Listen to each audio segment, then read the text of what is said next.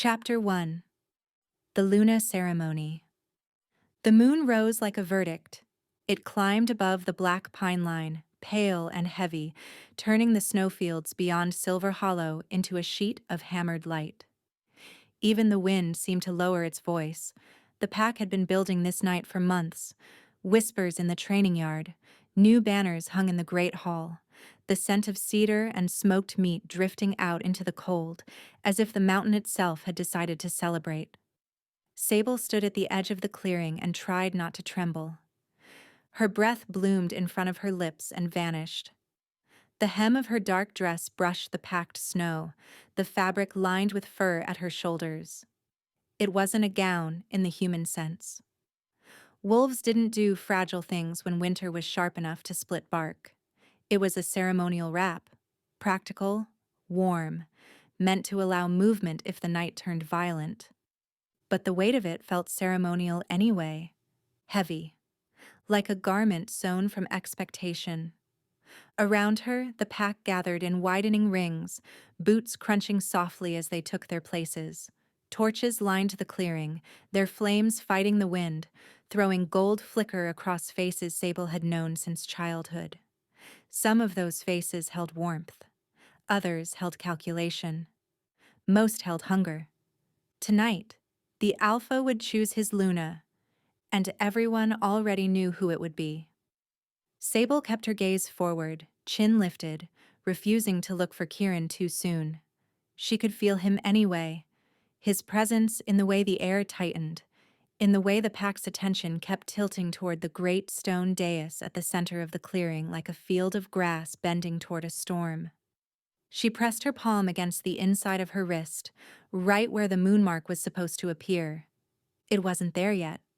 It was always supposed to appear during the ceremony. A flare of silver against skin, proof of the bond, proof that the moon had chosen, proof that the pack's prayers had been heard. Sable had spent her whole life being told she was born for this. Not with affection, not with softness. More like a fact that left no room for refusal.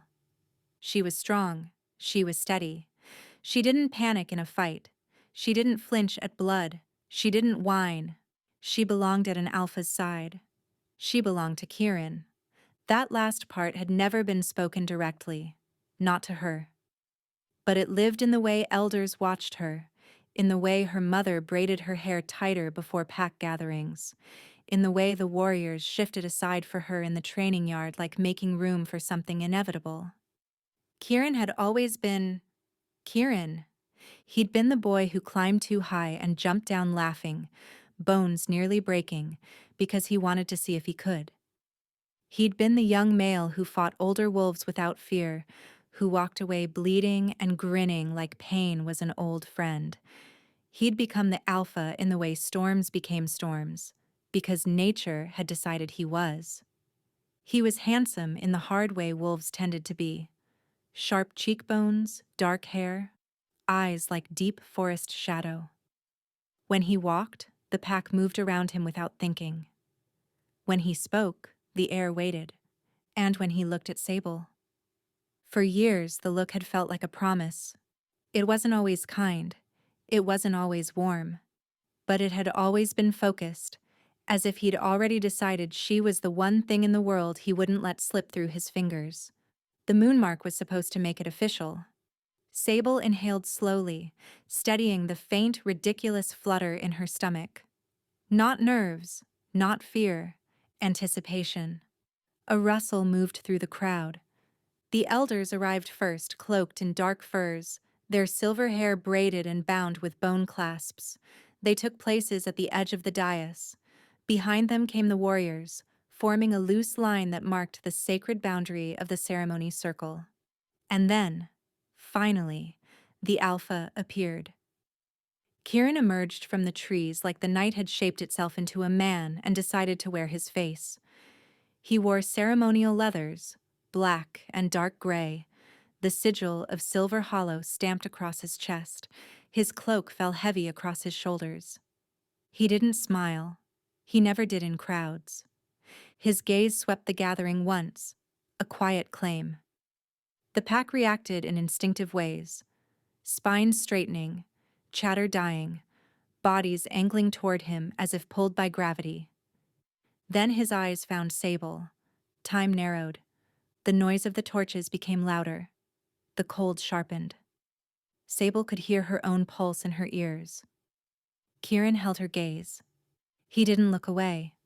The way he stared made heat rise under her skin, a pulse of something that felt older than logic. Not love. She wouldn't insult herself by pretending it was that simple. But belonging. Recognition.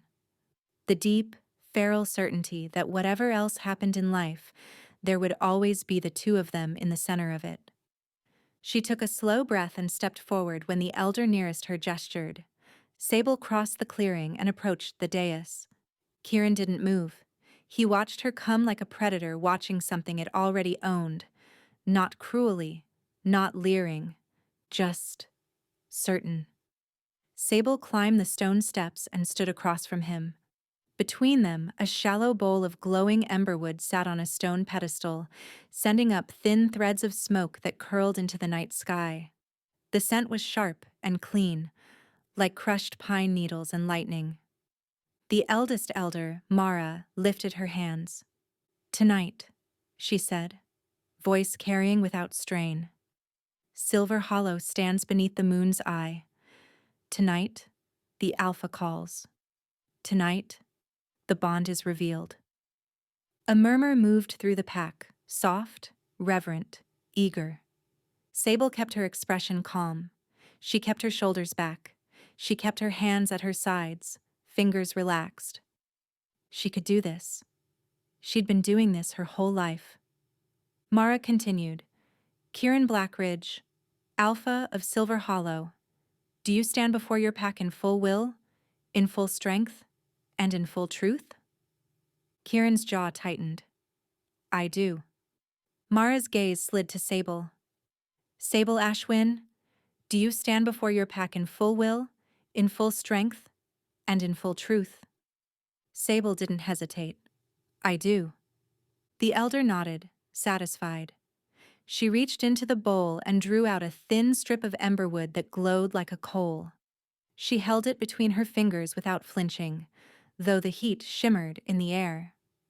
"The moonmark will speak," Mara said. "If the bond is true, it will appear. If it is false, there will be no mark. And if the Alpha's will is divided," her voice sharpened slightly, "the moon will burn away the lie." A hush fell so complete Sable could hear the distant creak of trees swaying. Kieran's gaze never left her. Mara extended the emberwood strip to Sable first. "Hold out your arm." Sable lifted her left forearm, palm up. Her skin looked pale in the moonlight. The elder pressed the emberwood to the inside of her wrist. Heat kissed her skin. It didn't hurt. Not really. It was more like being touched by something alive. A pulse rolled through Sable's body, down her spine, through her chest, into her ribs. Her breath caught. Her vision flickered silver at the edges. Then, a shimmer. Silver light bloomed beneath her skin, threading itself into the shape of a crescent surrounded by fine, branching lines like moonlight trapped in frost. The moonmark. It wasn't subtle. It was bright, undeniable, a living symbol that seemed to hum with quiet power. A sound erupted from the crowd, half gasp, half cheer. Sable didn't smile. She didn't look away from Kieran. She held her arms steady, letting them see. Letting him see. His eyes flicked down to her wrist, and something unreadable crossed his face. Not joy, not pride, something like shock. Like he'd expected it, but still hadn't believed it would happen. Mara withdrew the emberwood and turned to Kieran. "Your arm." Kieran lifted his wrist without a word. The elder pressed emberwood to his skin. For a moment, nothing happened. The crowd's breath held. Then Kieran's mark flared to life. Darker than Sable's. More aggressive, a crescent carved like a blade, surrounded by lines that looked like claw marks etched in silver. The pack erupted again, louder this time. Warriors stomped boots. Women and men shouted approval. Torches shook as people moved. 2 moon marks, 2 chosen. Sable's chest loosened, just slightly, as if she'd been holding tension for years and hadn't realized it. The bond was real. The moon had chosen. It was done. Mara lifted her hands again, waiting until the noise settled. The marks have spoken. The bond exists. She looked between them. Now the Alpha speaks. Sable's heart beat once, hard. This was the part she'd imagined in the quiet moments she never admitted existed. Kieran would take her hand. He would call her his Luna. The pack would howl. The world would snap into the place it had always been headed. She could practically hear the word mine in the way he breathed. Kieran stepped forward. He didn't take her hand. He reached out, slowly as if he were testing the air, and his fingers hovered near her marked wrist. Sable didn't move. Her skin was suddenly too aware of every inch between them. His fingertips brushed the glowing crescent. The mark pulsed. A shock of sensation snapped through Sable's body. Not painful. Electric. Her knees threatened to soften. She held firm anyway. Kieran's eyes lifted to hers. His pupils had widened, dark swallowing green. For an instant he looked like a wolf, raw instinct shining through skin.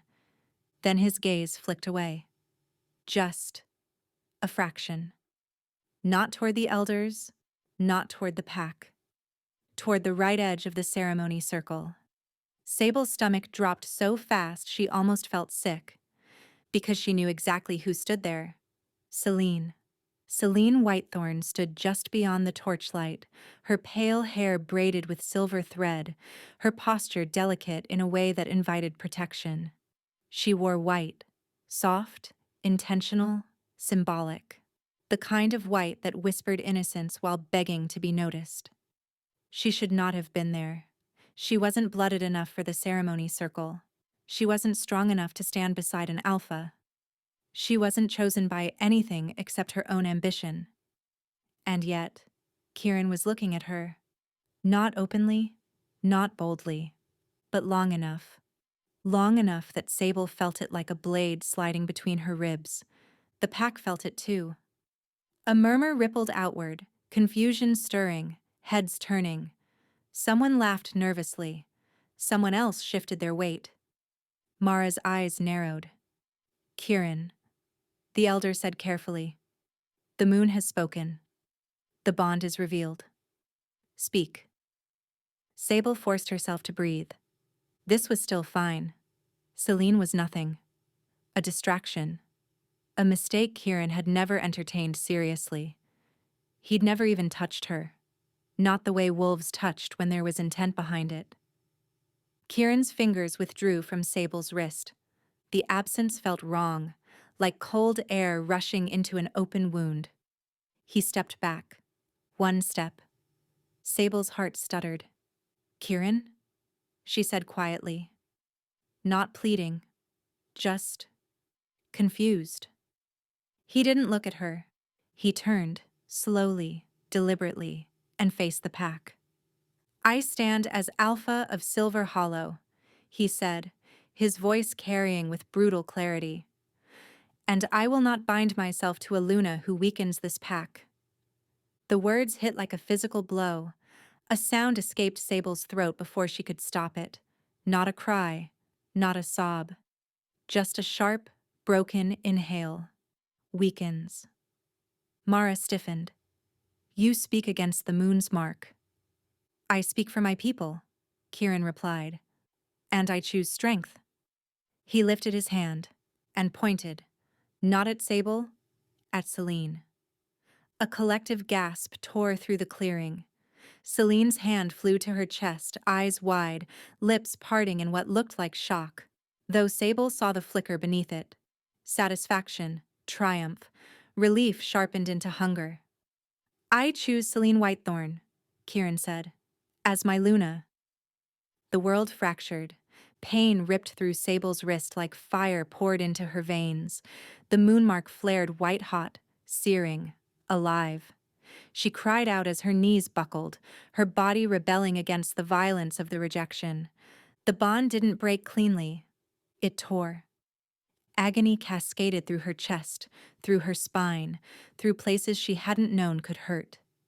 The crowd blurred, the torches smeared into gold streaks. She tasted iron. Mara shouted something, anger, warning, but it came too late. Celine stepped forward. Her wrist, unmarked, was held out willingly. The emberwood touched her skin. Nothing happened. A beat passed. Then another.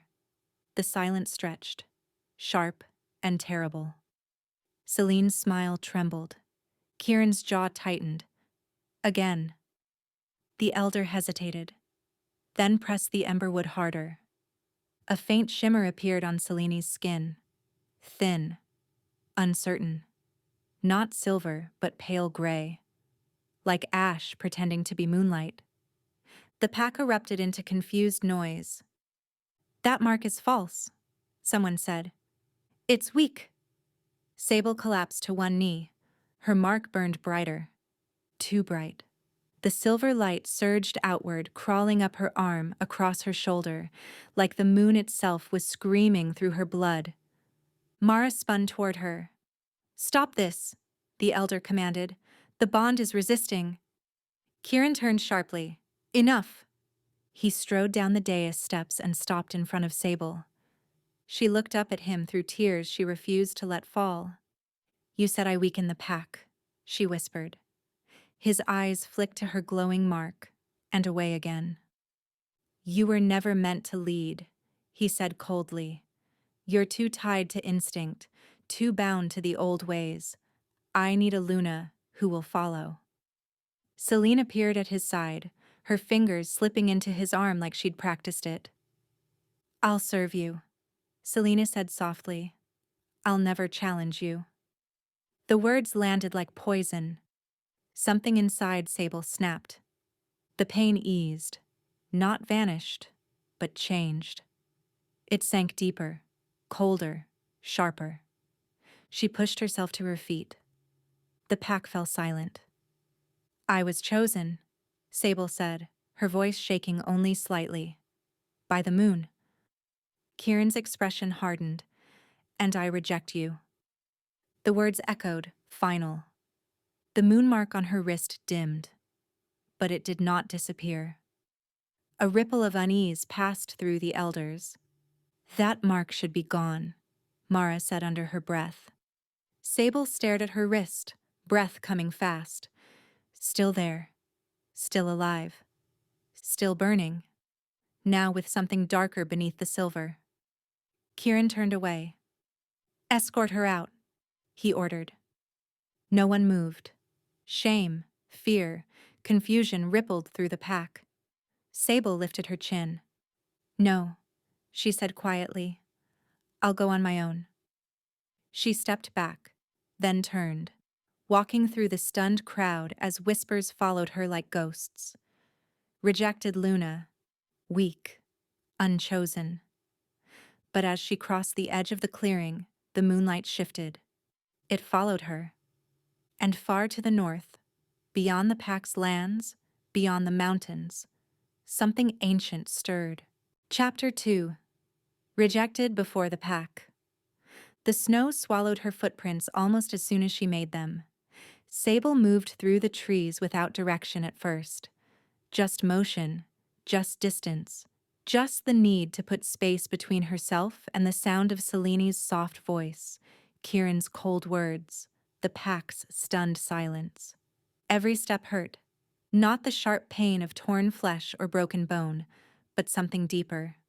The kind of ache that hollowed her out from the inside, as if the bond had been ripped loose and left jagged edges behind. Her wrist throbbed. She pulled her cloak tighter and finally looked down. The moon mark was still there. Dimmer than before, no longer blazing silver, but alive. A muted glow pulsed beneath her skin, steady and stubborn, as if refusing to acknowledge what had just happened. That wasn't possible. Rejection severed bonds. Everyone knew that. It was brutal, final, and absolute.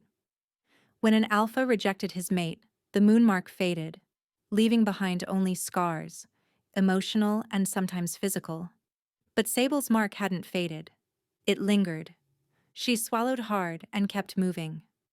Behind her, Silver Hollow's lands thinned into wild forest. The paths she'd run 100 times during training disappeared beneath drifting snow. The familiar sense of pack, smoke, leather, wolf, grew faint. No one followed her. Not one warrior. Not one elder. Not even the wolves who had once sworn to protect her. Good. She didn't trust herself not to turn back if someone had.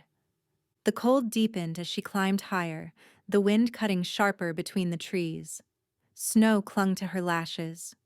Her breath came harder now, uneven. Anger finally rose to meet the pain. Not wild, screaming rage, but something colder, heavier. Weakens the pack. She barked out a laugh that came out more like a sob. She had fought for that pack, bled for it. Broken bones that never healed quite right. She'd stood shoulder to shoulder with Kieran during raids, during border skirmishes, during the winter famine when wolves went hungry and pride was the only thing that kept them standing. And he'd chosen Celine, soft-voiced Celine, who flinched at raised voices, who had never killed anything larger than a rabbit, who smiled sweetly and let others speak for her while she watched and learned. Celine, who promised to follow. Sable's jaw clenched. Of course Kieran wanted that. The realization settled like ice in her chest. He hadn't rejected her because she was weak. He'd rejected her because she wasn't. Her wrist flared suddenly, heat pulsing outward in a wave that made her gasp and stumble. She caught herself against a tree, bark biting into her palm. "What are you doing?" she whispered harshly, pressing her fingers to the mark. The glow didn't answer, but something else did. A pressure, subtle, distant, brushed against the edge of her awareness. Not a voice, not a command, a direction. North. She straightened slowly, breath fogging the air. "That's impossible," she murmured. The moon didn't guide rejected mates. It abandoned them. And yet, the pull came again, gentle, persistent, like a hand at the center of her back, urging her onward. She turned north. By the time night fully settled, Sable's legs were shaking. The trees thinned into a rocky slope dusted with snow, the ground uneven and cruel. Her boots were soaked. Her fingers burned with cold despite the gloves. She should have shifted. The thought came automatically, but died just as fast. She tried anyway. The familiar internal slide, the loosening of bone and sinew, the rush of fur and power. Nothing happened. Sable staggered, breath hitching. "No," she whispered. Panic flared, sharp and unwelcome. Shifting wasn't a luxury. It was survival. Wolves who couldn't shift were vulnerable, exposed, half-crippled in the wild. She tried again. Pain lanced through her skull, white and blinding. She cried out, dropping to her knees in the snow. The moonmark pulsed, heat surging in time with her heartbeat.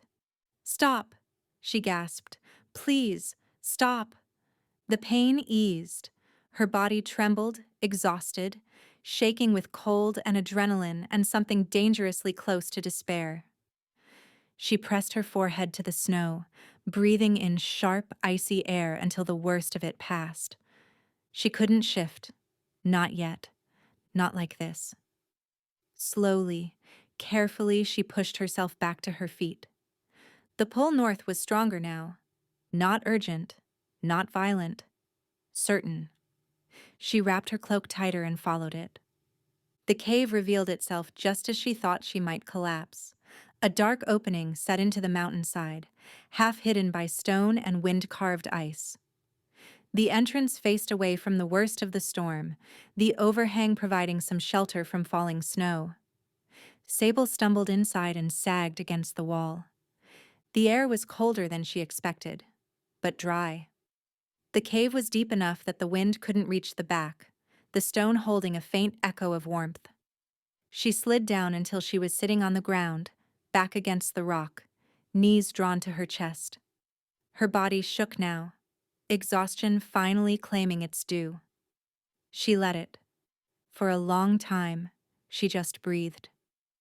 The silence pressed in, not empty, but watchful. The kind of quiet that existed in places untouched by pack borders or alpha rule. Her wrist burned again, softly this time. She looked down. The moon mark glowed faintly in the dark, its silver light reflecting off the stone walls. It didn't feel angry. It felt patient. "You let him do that," she whispered hoarsely. "You let him reject me." The mark pulsed once, steady. No apology. No explanation. Sable laughed weakly. Figures. She leaned her head back against the stone and closed her eyes. Images surfaced unbidden. Kieran's face when he looked away. Celine's hand sliding into his arm, the way the pack had gone quiet as if watching a sentence being carried out. Her chest tightened. She would not go back. No matter what came next, she would not beg, would not plead, would not stand beneath that roof again as something lesser. Her fingers curled slowly into fists. "I'll survive," she murmured, "with or without you." The cave answered with silence, but somewhere far beyond the mountains, far beyond Silver Hollow, something vast and old shifted its attention. Not because she was weak, because she was unclaimed, and because the moon had not finished with her yet. Chapter 3. Exile in Snow. Sable woke to silence so complete it felt like the world had been sealed shut. For a few disoriented seconds she didn't remember where she was. The stone beneath her shoulder was too hard, the air too thin, the cold too clean. Her body ached in unfamiliar places, the kind of ache that came from sleeping in armor and grief at the same time.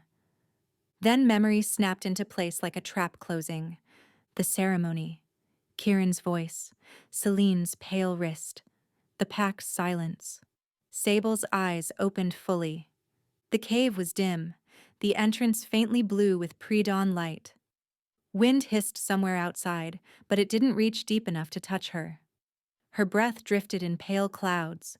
Her wrist throbbed. She lifted it slowly, blinking at the mark. It was still there.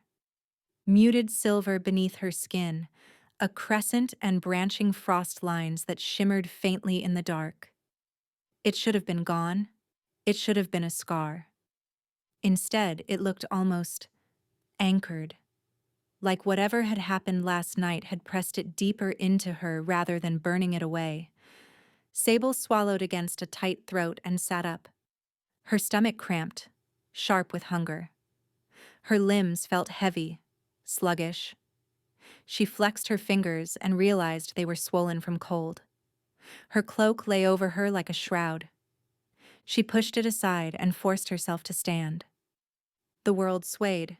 She steadied herself against the cave wall, closing her eyes until the dizziness passed. Food, her mind insisted. Water, fire, practical things. Things she could control. She gathered dried pine needles from the cave floor, found a few brittle twigs near the entrance, and used her flint, always carried in her belt pouch, because her mother had drilled it into her since childhood, to strike a spark. The first few strikes did nothing. Her hands were clumsy from cold. On the seventh strike, a spark caught. A thin ribbon of flame licked through the needles. Sable exhaled shakily and fed it twigs until the fire steadied. Small, but real. Orange light blooming against stone. Warmth crept toward her fingers. She stared at it longer than she needed to, because the fire didn't judge her. It didn't whisper. It didn't look away. It simply burned. Sable turned her gaze toward the cave mouth. Beyond it, the sky was paling. Snow fell in slow, lazy spirals. The storm had eased overnight, but the air outside still looked sharp enough to cut. Her breath hitched when she realized how far she'd come. Silver Hollow was somewhere behind her, down the mountain, beyond the forest. She hadn't even heard wolves last night.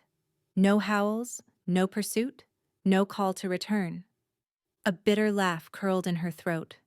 Of course. Why would they follow? The alpha had spoken. The pack obeyed. The pack always obeyed. Sable knelt by the fire and pressed her palms toward it, thawing slowly. The warmth made her wrists sting. Her moonmark pulsed. She froze. Not pain this time, not heat. A tug, like a thread wrapped around her ribs, drawing tight. North. The same pull she'd felt yesterday. Stronger now, as if the moon had decided subtlety was no longer necessary. Sable clenched her jaw. "You're persistent," she muttered. The mark pulsed once, steady.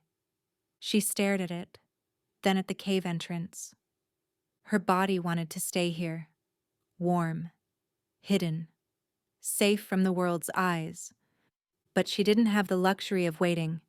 If Kieran decided her survival was a threat, if Celine decided she needed Sable dead to secure her stolen crown, they would come eventually, and Sable could not shift. The thought tightened fear around her lungs. She rose and stepped to the cave entrance. The cold slapped her like a hand. She squinted into the morning light and scanned the slopes below. Snowfields, jagged rock, a line of pines farther down. No movement. She lifted her wrist again, letting the faint glow illuminate her skin. "Fine," she whispered. "North." And she stepped into the storm. Travel in winter was a slow cruelty. The snow wasn't deep enough to swallow her, but it was deep enough to fight her for every step. Her legs burned, her breath came sharp and shallow. Wind cut under her cloak, finding every weakness in her clothing and scraping cold along her bones. Hours passed. The sun climbed, pale and indifferent. The sky remained a washed-out silver. Sable moved on instinct, choosing paths where snow drifted less, keeping the wind at her back when she could. She followed animal tracks when they appeared, hoping to catch something small enough to kill without shifting. But the mountain was barren. Or maybe she was too slow. She spotted a hare once, a blur of white against white. She lunged. Her boot slipped. The hare vanished. She cursed under her breath, frustration flaring hot. If she'd been in wolf form, that hare would have been hers. Her stomach knotted tighter. She kept moving. The pull north never faded. It was constant now, an invisible tether guiding her across ridges and down into narrow valleys where the wind screamed between rock walls. By afternoon, Sable's lips were cracked. Her tongue felt too big in her mouth.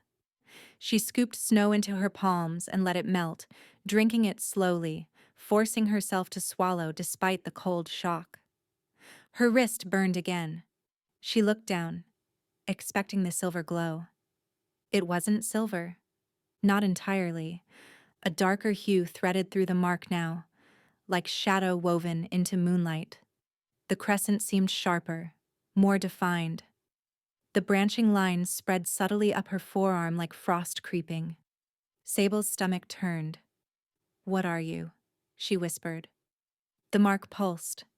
Not an answer, but a response. As if it heard her. As if it agreed with her question. Sable stared at her skin until the wind snapped her back to reality. She pulled her sleeve down and kept walking. By dusk, she found water. A narrow stream cut through the valley, partly frozen, the surface shattered into jagged plates that shifted and clinked softly. She knelt and broke off a sheet of ice, drinking from the dark current beneath. The water was so cold it made her teeth ache. She didn't care. She drank until the hollow nausea eased slightly, then splashed water over her face, wiping away sweat and snow and the salt sting of tears she hadn't allowed herself to shed yet. When she looked up, she froze. Tracks. Not deer. Not hare. Wolf. Large. too large. Sable's body went still, every muscle tightening. The tracks were fresh, crisp edges in the snow.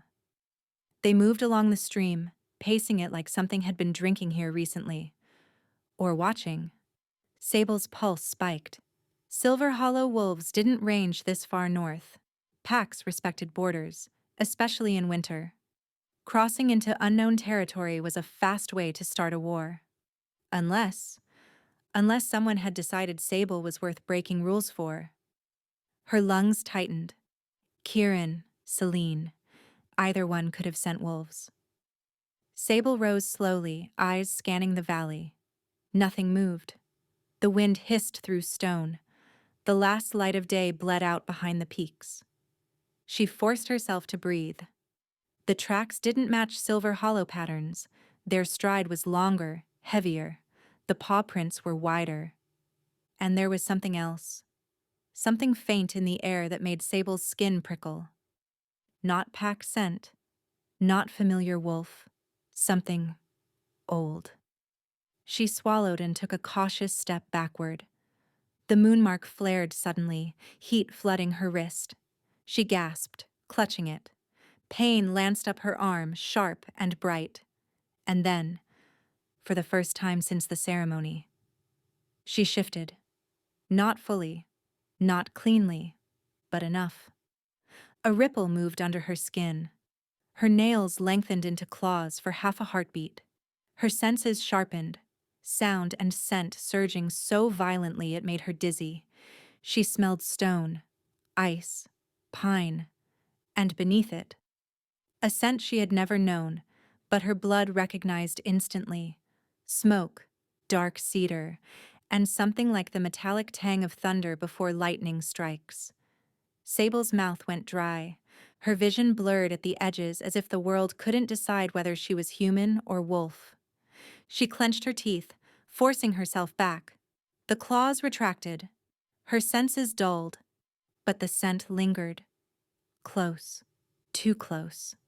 Sable turned slowly, and the valley, for a moment, didn't feel empty anymore. It felt occupied, not by a pack, by a presence, a lone apex, a king without needing a crown. Her heart hammered. She didn't see anyone, but she felt the weight of being watched, not in the furtive way wolves watched prey, but in the patient, assessing way a predator watched another predator. Sable's skin tightened across her shoulders. "Show yourself," she called, voice hoarse. The wind answered. Then, a sound, not a footstep. A low exhale deep enough to vibrate through the cold air. Sable's breath caught. From the shadows between two boulders, a figure emerged. Tall, broad. Chapter 4. What the Moon Left Behind. For a long moment, neither of them moved. Snow whispered between them, drifting lazily through the narrowing light. The valley felt smaller now, contained by his presence, by the weight of attention pressed against Sable's skin. The man, Calder, her instincts insisted, though she had never heard the name before, stood with an ease that made her uneasy. Not relaxed, not careless, contained, like a blade kept in its sheath by choice. Sable tightened her grip on her cloak. "You've been following me." He tilted his head slightly, studying her with eyes the color of storm-dark steel. "No." The answer was immediate, honest. She frowned. "Then how did you find me?"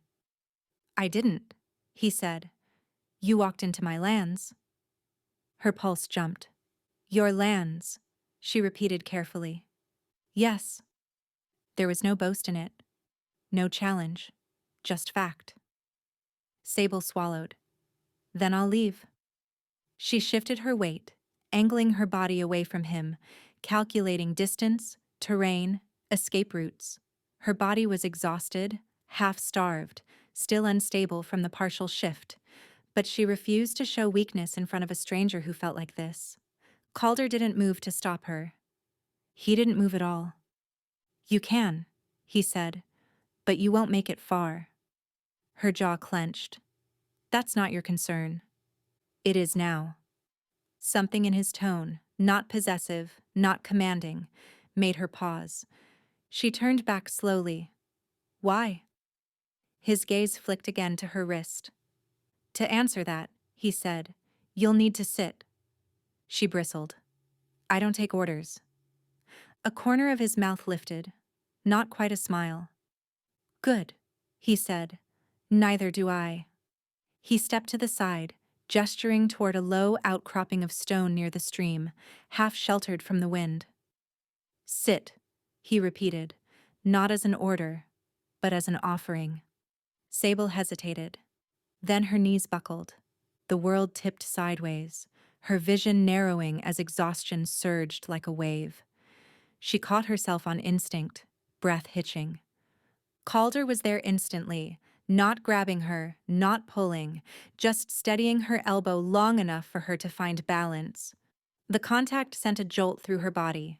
Not pain. Recognition. Her moonmark flared, silver threaded with shadow, heat blooming beneath his fingers.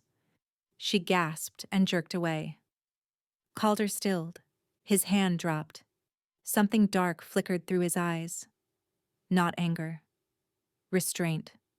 Sit, he said again, softer now. Before you fall. Sable's pride screamed. Her body won. She lowered herself onto the stone, breath uneven, heart racing. Calder stepped back, giving her space, and removed his cloak. He laid it beside her, thick, fur-lined, radiating retained warmth. She stared at it. I don't need charity. He met her gaze evenly. It's not charity. It's survival. After a beat, she pulled it around her shoulders. Warmth wrapped her like an embrace she hadn't realized she'd been craving. Her muscles loosened despite herself. Calder watched her closely. You were rejected, he said. The words landed clean and sharp. Sable's fingers curled into the fur. You don't know that. I do, he replied, because the moon doesn't behave like that otherwise. Her breath caught. What does that mean? He crouched in front of her, far enough away not to crowd her, close enough that his presence pressed into her awareness. It means, he said slowly, that what was done to you wasn't a simple rejection. Sable's laugh was brittle. It felt simple enough. It wasn't. Her eyes burned. Then explain it. Calder's gaze softened. Just a fraction. The moonmark on your wrist should be gone, he said, burned away when your alpha severed the bond. She swallowed. It isn't. No, he agreed, because he didn't have the authority to do what he did. Silence crashed between them. What? She whispered. Calder leaned back on his heels. Your bond was real. The moon chose you. But your alpha rejected you for political reasons, not because the bond was false. That doesn't matter, Sable snapped. He still rejected me. Yes, Calder said, and in doing so, he broke a rule older than Pax. Her pulse thundered. What rule? That a true moonbound cannot be dismissed like a convenience. Sable stared at him. Moonbound? Calder's eyes darkened. That mark on your skin isn't a standard Luna mark. Cold slid down her spine. It's older, he continued. Rarer. It binds not just to a mate, but to territory, to balance, to the moon itself. That's not possible, she said weakly. I wouldn't be here if it were, he replied. Her breath came shallow. Then why didn't it disappear? Because the moon didn't agree with your alpha. The words sank deep, heavy and strange and terrifying. Sable looked down at her wrist. The mark pulsed, slow and steady. What did he do to me? She whispered. Calder's voice lowered. He unanchored you. Her throat tightened. I don't know what that means. It means Calder said, that you no longer belong to his pack. A bitter smile twisted her mouth. That much is obvious. No, he said quietly. It means you no longer belong to any pack. The wind rose suddenly, howling through the valley as if the mountain itself had reacted. Sable's chest tightened. Then what am I? Calder held her gaze. You're what the moon leaves behind when it's done asking permission. The words sent a shiver through her bones. She shook her head. You're lying. I'm not, he said. And I know because I've seen it once before. Her eyes snapped to his. Seen what? A moonbound unanchored, he said. It ended a war. Her heart pounded. Then why isn't everyone dead? Because the last one chose exile instead of conquest. Sable's breath trembled. And you? Calder's expression went unreadable. I was the one sent to watch her. Understanding crept in, slow and terrifying. You're not just a wolf? No, he agreed. Then what are you? Calder rose to his full height. The air seemed to bend around him, pressure rolling outward in a silent wave. Sable's instincts screamed, bow, submit, recognize, even as her spine stiffened in defiance. I am Lycan, he said. King, if you need a title. Guardian, if you don't. Her heart slammed against her ribs. And you're here, she said carefully. For me. Calder's gaze softened. Not predatory. Not possessive. Yes, she swallowed. To claim me? No, he said immediately. The relief startled her. I don't claim what isn't freely given, Calder continued. I'm here to make you an offer. Sable lifted her chin. I don't trust kings. Good, he said. Then trust the moon. He extended his hand, not demanding, not expecting. Come north with me, Calder said. Learn what you are. Decide who you want to be. And if I refuse? Then I'll let you walk away, he replied. And I'll spend the rest of my life making sure no one hunts you for what you carry. Something tight and painful loosened in her chest. Loyal, dangerous, controlled. She stared at his outstretched hand. The moon mark warmed. Not burning. Not forcing. Inviting. Sable placed her hand in his. The moment their skin touched, the mark flared silver and shadow in perfect harmony. Calder's fingers tightened, just slightly. And for the first time since the ceremony, Sable felt something settle inside her. Not safety, not belonging, but choice. Chapter 5. The Lycan King. They traveled north through a land that did not acknowledge borders. Sable felt it almost immediately. The shift. The moment they crossed an invisible threshold, the world seemed to inhale and then settle, as if it had been holding its breath for centuries and only now allowed itself to relax. The forest changed first. The pines grew taller, their trunks broader, bark etched with age and weather. Snow lay lighter here, disturbed less often, as if fewer feet dared tread these paths. The air felt deeper. Colder, yes, but cleaner, sharper, threaded with something that made Sable's lungs expand when she breathed. Calder walked ahead of her, unhurried. He didn't rush her, didn't glance back every few steps to check if she was following. He simply moved forward with the confidence of someone who knew she would come, or that if she didn't, the choice would still be hers. It unsettled her more than pursuit ever could have. You don't have guards, she said eventually, breaking the silence. I don't need them, Calder replied without looking back. That's arrogance. A faint smile touched his mouth. That's experience. Sable huffed quietly but said nothing more. Her body felt different, not weaker. If anything, steadier. The ache in her limbs dulled. Her breath evened out. The constant edge of pain that had followed her since the rejection softened into something manageable. She lifted her wrist again, frowning. The moonmark glowed faintly, the silver shadow blend steady now, no longer flaring unpredictably. "You did something," she said. Calder slowed, then stopped. He turned to face her, studying her with that calm, assessing gaze that made her feel as if nothing about her was hidden. "I didn't," he said. "My land did." Her brow furrowed. "Your land heals people?" "It stabilizes what belongs here," he corrected, "and unsettles what doesn't." She tilted her head. "And I belong?" He held her gaze. "You're compatible." That wasn't romantic. It wasn't soft. It felt far more dangerous. They continued in silence until the forest thinned, opening onto a wide valley carved deep into the mountains. Snow dusted the ground lightly here, interrupted by exposed stone and patches of dark earth.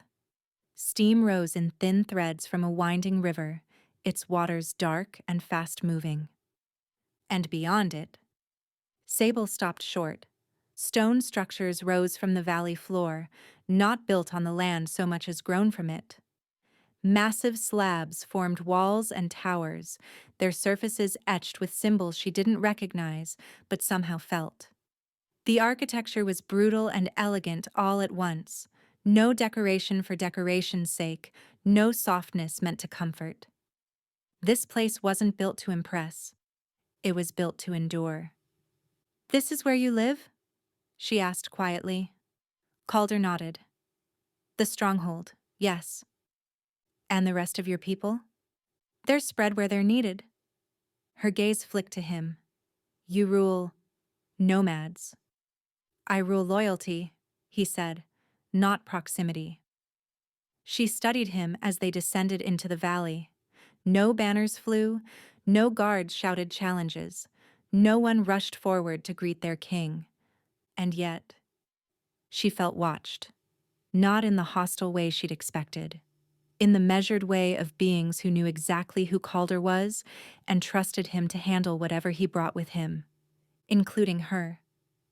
They crossed a stone bridge spanning the river. The water thundered beneath them, the sound deep and constant.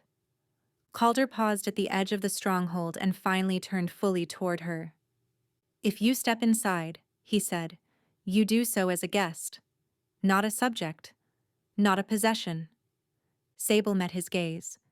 "And if I don't?" "I'll still make sure you're safe," he replied. She searched his face for manipulation. Found none. "Fine," she said, "but I won't kneel." Calder's eyes warmed, not with amusement but approval. "I'd be disappointed if you did." Inside, the stronghold was warmer than she expected. Not fire warm, stone warm. The kind of heat that came from deep earth and long memory.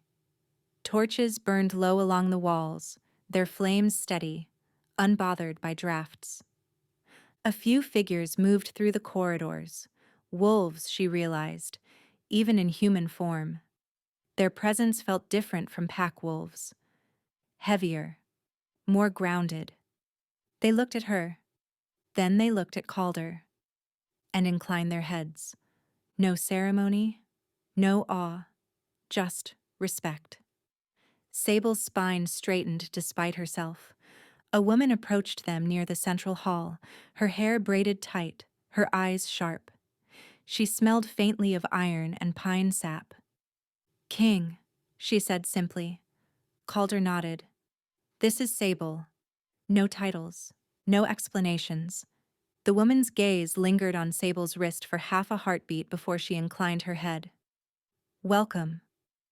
And just like that, Sable was ushered into warmth, handed a cup of something hot and bitter that burned life back into her chest, guided to a chamber carved into the stone where a fire already burned. She shed her damp cloak, accepting dry clothing without comment. When she finally sat near the hearth, heat seeping into her bones, exhaustion crashed over her in a heavy wave. Calder remained standing, watching her. "You don't trust easily," he observed. I trusted once, Sable said. It didn't go well. That wasn't trust, he said quietly. That was inevitability, mistaken for choice. Her jaw tightened. You're very confident for someone asking me to believe him. I'm not asking, Calder replied. I'm offering. She looked up at him. Why? He was silent for a long moment. Then, because when your alpha rejected you, something old woke up. Her breath hitched. And if you don't learn how to carry it, he continued, others will come. Not to help. To control. Sable stared into the fire, watching the flames curl and shift. And you? She asked softly. What do you want? Calder met her gaze. I want you alive, he said. Unbroken. Unowned. Something inside her cracked. Just a little. She nodded once. Then teach me, she said. Calder inclined his head.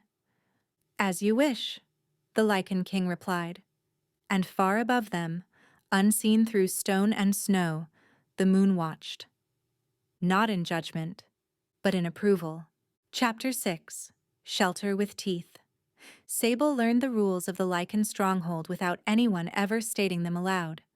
No one told her where to walk, or when to speak, or how to behave. No one watched her too closely, nor did they ignore her. She existed in a careful middle ground, acknowledged, respected, and left alone unless she chose otherwise. It unsettled her more than open hostility would have. The chamber Calder had given her was carved directly into the mountain's heart. The walls were smooth stone, warmed by the fire that burned in a shallow hearth set low against the far wall. Thick furs covered the floor. A narrow bed sat against one side, simple but sturdy. The blankets heavy enough to hold heat through the coldest nights. It wasn't a cell. It wasn't a guest room, either. It felt intentional. Sable shed the last of her damp clothing and dressed in the garments left for her. Dark trousers, a soft tunic, boots lined with fur. They fit as if measured. That alone made her pause. When she flexed her fingers, the stiffness had eased. The ache in her bones had dulled to something distant, manageable. Even the constant tension beneath her skin, the restless, half-shifted feeling that had plagued her since the rejection, had quieted. She sat on the edge of the bed and stared at her hands. Her moon mark glowed faintly, steady as a heartbeat. You're not supposed to feel better, she murmured. The mark did not respond. She exhaled and stood, moving toward the doorway. No guards blocked her path. No locks clicked into place. The corridor beyond was wide and gently lit, torches set into stone at even intervals. The air smelled faintly of smoke and clean metal. Somewhere deeper within the stronghold she could hear voices, low, measured, unhurried. Lycan voices. She followed the sound. The central hall opened up suddenly, a vast chamber with a ceiling so high it vanished into shadow.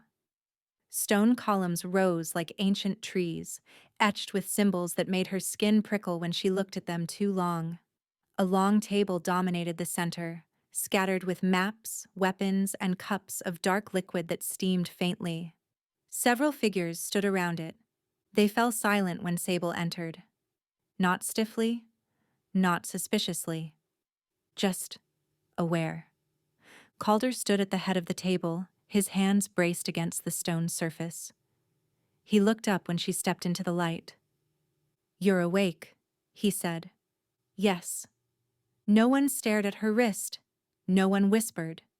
The Lycans acknowledged her presence with brief nods, then returned their attention to Calder as if she were already accounted for. It was disorienting. We were discussing patrol rotations, Calder continued, as if she'd interrupted nothing important. You're welcome to stay. Or eat. At the word eat, her stomach tightened painfully. I'll eat, she said. One of the Lycans, broad-shouldered, scarred, eyes sharp as flint, pushed a plate toward the end of the table without comment. Thick slices of roasted meat, dark bread, a bowl of something rich and fragrant. Sable hesitated only a second before sitting. The first bite nearly made her groan. Heat spread through her chest, her limbs. Strength followed, slow and welcome. She ate quickly but not messily, aware of the eyes on her without feeling judged by them. When she finished, she wiped her hands and looked up.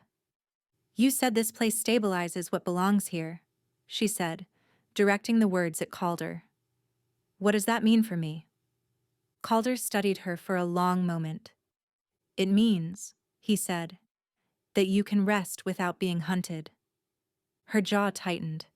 "That's not an answer." A ripple of something like amusement moved through the Lycans closest to him. Calder lifted a hand, silencing it. "It means your bond isn't fighting itself here," he clarified. "Your rejection created an imbalance. My territory dampens the extremes." "So you're suppressing me?" "No," he said calmly.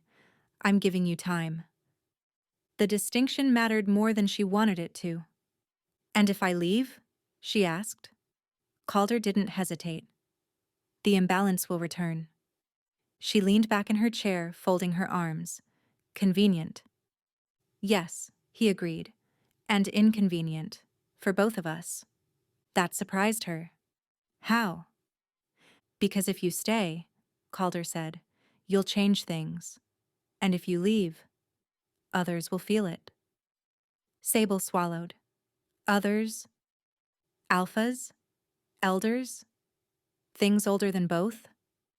A chill slid down her spine. "Does Kieran feel it?"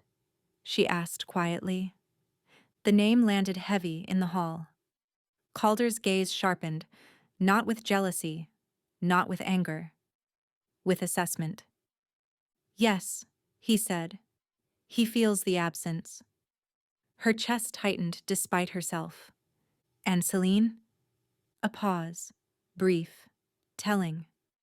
"She feels opportunity," Calder said. Sable let out a slow breath. Of course she did. The Lycans began to disperse then, drifting away in pairs and singles, conversation resuming in low murmurs. Calder remained where he was, watching Sable with an intensity that felt protective, observant, never invasive. "You don't hover," she said. "I don't cage," he replied. She stood. "Show me the boundaries." His brow lifted slightly. "You want to see where you can't go?" "I want to know where I stand." A corner of his mouth curved. "Fair." They walked together through the stronghold, deeper into its veins. Calder moved with easy confidence, greeting others by name as they passed. Some smiled faintly at Sable. Others watched her with open curiosity. No one challenged her. They emerged onto a high stone terrace overlooking the valley. Night had fallen fully now, the sky a scatter of cold stars. The moon hung low and bright, its light washing the land in silver. Sable stopped short. Her mark flared, bright, eager. She pressed her fingers to it, breath hitching. Calder noticed immediately. "This is one of the anchors," he said quietly. "A place where the moon's influence is strongest." "It's pulling," she whispered. "Yes." She looked at him sharply. "Why bring me here?" "Because you need to feel it without panic," he said. "And because you need to know I won't hide things from you." She studied his face, searching for deception. Found none. The pull intensified, a pressure behind her ribs that made her chest ache. She closed her eyes, breathing through it, grounding herself in the cold stone beneath her boots. When she opened them again, Calder was closer, not touching, but within reach. "You can lean," he said. "If you want." She hesitated. Then she did. His presence was solid at her side, warm without being overwhelming. He didn't wrap an arm around her, didn't claim space she hadn't offered. She let herself breathe. After a moment, the pull eased, settling into something quieter, manageable. "That's new," she murmured. Calder inclined his head. "You're learning." She glanced at him. "You've done this before." "Once. With the other moonbound." "Yes." "What happened to her?" Calder's gaze turned distant. She chose solitude. She became something separate. "And you let her." "I protected her choice." Sable was quiet for a long time. "I won't disappear," she said finally. Calder looked at her fully then. "I didn't think you would." They stood together until the cold crept deeper into her bones. Later, back in her chamber, Sable lay awake staring at the ceiling. She should have felt trapped. Instead, she felt held. Not by walls or guards, but by boundaries that had teeth. Boundaries that promised safety without demanding obedience. Her moon mark glowed faintly in the dark. She turned onto her side, pressing her wrist against the cool stone. For the first time since the ceremony, sleep came without nightmares, and far to the south, in Silver Hollow, Kieran woke with the sudden, bone-deep certainty that something precious had slipped beyond his reach. Something the moon would never return. Chapter 7. The Enemy's Crown. Silver Hollow smelled wrong. Kieran noticed it the moment he crossed the threshold of the Great Hall. The familiar scents of stone, smoke, and wolf were buried beneath layers of incense and crushed flowers, sweet, cloying, suffocating. It was the kind of scent meant to soothe nerves and project calm. It did neither. The hall was already full. Warriors lined the walls, arms crossed, expressions guarded. Elders stood near the hearth in quiet conversation, their voices low, their eyes sharp. And at the center of it all, Celine. She stood near the Alpha's chair, not seated in it, yet, but close enough to suggest inevitability. She wore pale silver, the fabric soft and flowing, catching the torchlight in a way that made her seem almost luminous. Moonstones were braided into her hair, their cool glow echoing the false mark on her wrist. Kieran's jaw tightened. She turned as he entered, her face lighting with a smile that was gentle, reassuring, perfectly practiced. "Kieran," she said, as if greeting him in her hall. "You're late." The words were mild. The challenge beneath them was not. "I didn't summon the pack," he replied, his voice flat. "No," Celine agreed, folding her hands at her waist. "The elders did." As if called by her words, Mara stepped forward, flanked by two others. Their expressions were grave, lined with fatigue and calculation. "The pack is unsettled," Mara said. "Last night left questions." "The ceremony is finished," Kieran snapped. The choice was made. A ripple of unease moved through the hall. Celine tilted her head, her expression sympathetic. Choices must be accepted to hold power. Kieran turned on her, irritation flaring hot and sharp. "You were there. You heard my words." "Yes," she said softly. "But words don't quiet fear. Action does." She gestured toward the hall doors. Outside, voices murmured. Wolves gathered in the courtyard, restless, uncertain. Kieran felt it too, a subtle instability in the pack's energy, like ice cracking beneath too much weight. "They're asking questions," Celine continued, "about Sable." The name hit him like a blow. His chest tightened before he could stop it. "What about her?" he asked coldly. Celine's eyes flickered, not with sympathy, but with calculation. Why the moonmark didn't fade, why she left alive, why the bond felt incomplete. Murmurs rose among the warriors. Kieran's gaze slid to the elders. "You allowed this." Mara held his stare. "We allowed discussion. Silence breeds rebellion." Rebellion. The word settled like lead in his gut. She was weak, Kieran said, more sharply than he intended. Unsuited to rule. The moon's mark doesn't change that.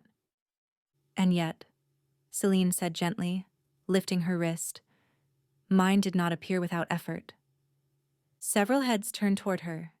Kieran followed their gaze unwillingly. Celine's mark was visible, pale, faint, unstable. It pulsed irregularly, like a heartbeat struggling to find rhythm. The elders had called it acceptable, adaptable. Kieran clenched his fists. The pack needs a Luna who will stand with you, Selene continued. Who will reinforce your authority, not challenge it. They need to see stability. And you provide that? Kieran asked. I can, she replied. If you let me. The implication hung heavy in the air. Mara inclined her head. The elders agree. A formal recognition will calm the pack. Kieran stared at them. You move quickly. We move carefully, Mara corrected. The moon is quiet, too quiet. When power shifts, nature responds, or resists. The words stirred something cold and uneasy in his chest. The moon chose Sable, Kieran said, low and dangerous. That is done. And you rejected her, Selene said softly. That is also done. Her gaze met his, unblinking. You cannot undo it. You can only move forward. Move forward. Kieran looked around the hall, at the warriors watching him for certainty, at the elders waiting for compliance, at Selene standing like a ghost in borrowed authority. And for the first time since the ceremony, doubt crept in.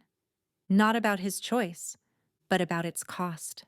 The formal recognition was brief and bloodless. Selene knelt before the Alpha's chair, her posture graceful, submissive in all the ways that mattered to tradition. The elders spoke words older than the pack itself, binding her to the role of Luna, not through the moon, but through covenant and law. A workaround. Kieran stood through it, his expression carved from stone. When Selene rose, cheers followed, muted, uncertain, but present. The pack wanted stability. They wanted reassurance that the world still made sense. Selene smiled and accepted it. She reached for Kieran's hand. He hesitated. The pause was brief. So brief most wouldn't notice. But Selene did. Her fingers tightened slightly when he finally took her hand, her smile sharpening just a fraction. The moment the ritual ended, the unease returned. Kieran felt it in his bones.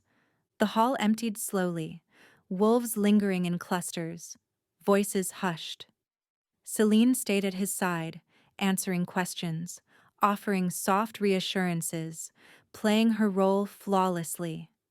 When the last of them left, she turned to him. It went well, she said. It went fast, he replied. Speed is necessary when confidence wavers. He pulled his hand free. Don't confuse necessity with entitlement. Her smile cooled. I don't.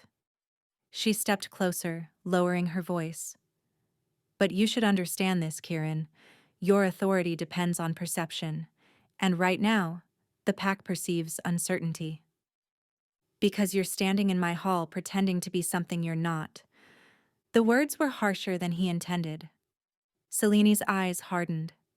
I'm standing here because you chose me. The reminder stung. Yes, he said. I did. Then stop looking for what you lost, she snapped, and start building what you kept. She turned and left him alone in the hall. Kieran exhaled slowly, pressing his palms against the cold stone table. The silence pressed in, and beneath it, something else. A hollow. He closed his eyes, and felt it again. The absence. It wasn't longing. It wasn't regret. Not exactly. It was imbalance, like a limb gone numb, still there but unreachable. He reached inward, instinctively, toward the place where the bond had once anchored him. Nothing answered, except a faint pull, so distant he might have imagined it. North. His eyes snapped open. The moon was visible through the high windows, pale and distant. It watched without warmth, without judgment, without approval. Kieran swallowed. That night, sleep refused him.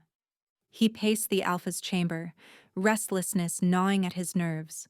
The bed felt wrong, too large, too empty. Celine had not joined him, claiming she wanted to give him space. Generous, calculated. He pressed a hand to his chest, breathing through the unease. The pull returned. Stronger this time.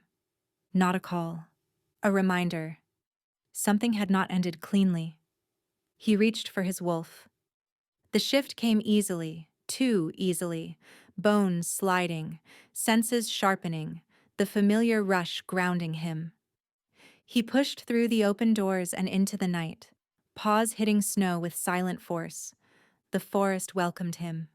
He ran without direction at first, letting instinct guide him. The pull tugged again, insistent now, drawing him northward, toward the border, toward lands he had no right to cross. He stopped abruptly, hackles rising. This was madness. He turned back. The pull did not relent. It throbbed, a steady pressure beneath his ribs, like a heartbeat not his own. Kieran growled low in his throat. He forced himself to turn away. The moment he did, pain lanced through his chest. Sharp, sudden, gone as quickly as it came. He stumbled, breath tearing from his lungs. "What did you do to me?" he snarled into the night. The forest answered with silence. Far away, beyond his reach, something settled into place. Something that no longer belonged to him. At dawn, Selene found him standing at the edge of the courtyard, eyes dark, expression closed. "You ran," she said quietly. "Yes?" "Did you find her?" He didn't answer, her lips pressed thin. "You can't keep doing this." "I can do whatever I want," he replied coldly. Selene stepped closer. "Not if you want the pack to follow you." He turned on her, fury flaring. "Do not threaten me." "I'm not," she said evenly. "I'm reminding you." She lifted her wrist, the false mark flickering weakly in the morning light. "This only works if you commit." Kieran stared at the mark, at how wrong it felt. "How long?" he asked suddenly. Selene frowned. "How long what?" "How long before they realize the bond isn't real?" Her breath caught. "Long enough," she said carefully, "if you stop questioning it." He looked away. That was the answer he'd expected, and the one he feared. Far to the north, beneath a sky colder and clearer than Silver Hollow had ever known, Sable slept in a chamber carved from stone and strength. Her moonmark glowed steadily, silver threaded with shadow, balanced, and somewhere deep within the earth, an ancient line shifted. Not toward Kieran, but away from him, toward the Lycan king, and toward the woman the moon had never truly let go. Chapter 8. The Truth of Her Mark. Sable dreamed of the moon as a living thing, not a distant disk in the sky, not a silent witness above wolves and mountains, but something vast and awake, an eye that didn't blink, a presence that pressed against her skin from the inside.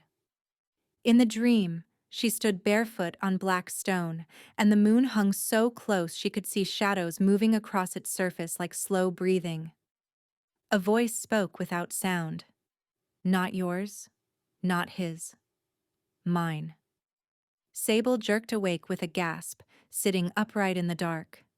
The fire in her chamber had burned low, embers pulsing red. Cold crept in around the edges of the room, but her skin was warm, too warm. Her pulse hammered in her throat.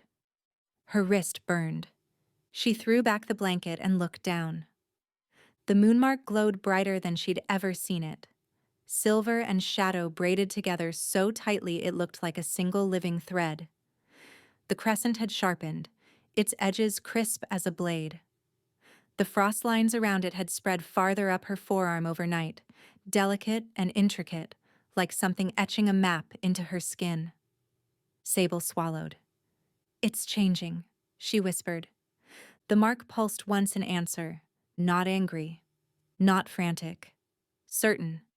She slid out of bed and crossed the chamber to the small basin of water by the hearth. She splashed her face, trying to clear the lingering weight of the dream from her mind. But the words stayed. Mine. Sable stared at her reflection in the water. Her eyes looked the same, dark, tired, too sharp at the edges, and yet she felt different. Like something had been quietly rearranging the bones of her identity while she slept. A soft knock sounded at her door. Sable straightened instantly. Yes? The door opened without hesitation. A woman stepped inside, the same one Sable had seen on her first night here. Tight braids, sharp eyes, a presence that felt like steel. "King Calder wants you in the lower hall," the woman said. "Now." Sable's stomach tightened. "Why?" The woman's gaze flicked briefly to Sable's wrist. "Because your mark is loud." Sable looked down again. The glow was visible even beneath the dim light. She grabbed her cloak and followed. The lower hall wasn't a hall so much as a chamber carved deep into the mountain, older than the stronghold above it. The stone walls were darker here, smoother, etched with symbols that made Sable's teeth ache if she stared too long. Torches burned low along the edges, their flames blue-tinted, steady and quiet. Calder stood in the center, alone, hands clasped behind his back. He wore no cloak, only a dark tunic and leather bracers. His posture was relaxed, but Sable had learned that relaxed on Calder was not the same as harmless. It was controlled. He looked up as she entered. His gaze went straight to her wrist. "You felt it," he said. Sable swallowed. "It woke me." "It woke you because it's waking," Calder replied. "Your rejection accelerated the timeline." She moved closer, stopping several paces away. "I don't know what that means." Calder gestured to the stone floor between them. A circle had been carved into it, wide, shallow grooves forming a perfect ring. Inside the ring, symbols spiraled inward like a maze. "This is an anchor chamber," Calder said. "It amplifies truth. It makes it harder to lie, to yourself most of all." Sable's pulse quickened. "Why bring me here?" "Because you're going to ask questions you've been afraid to ask," he said. "And because you deserve answers." Sable stared at him. No one had said deserve to her in a long time. She stepped toward the circle. The moment her boot crossed the carved line, the air changed. Pressure rolled over her skin. Light, tingling, like standing too close to lightning. Her moonmark flared, bright enough to cast pale light on her palm.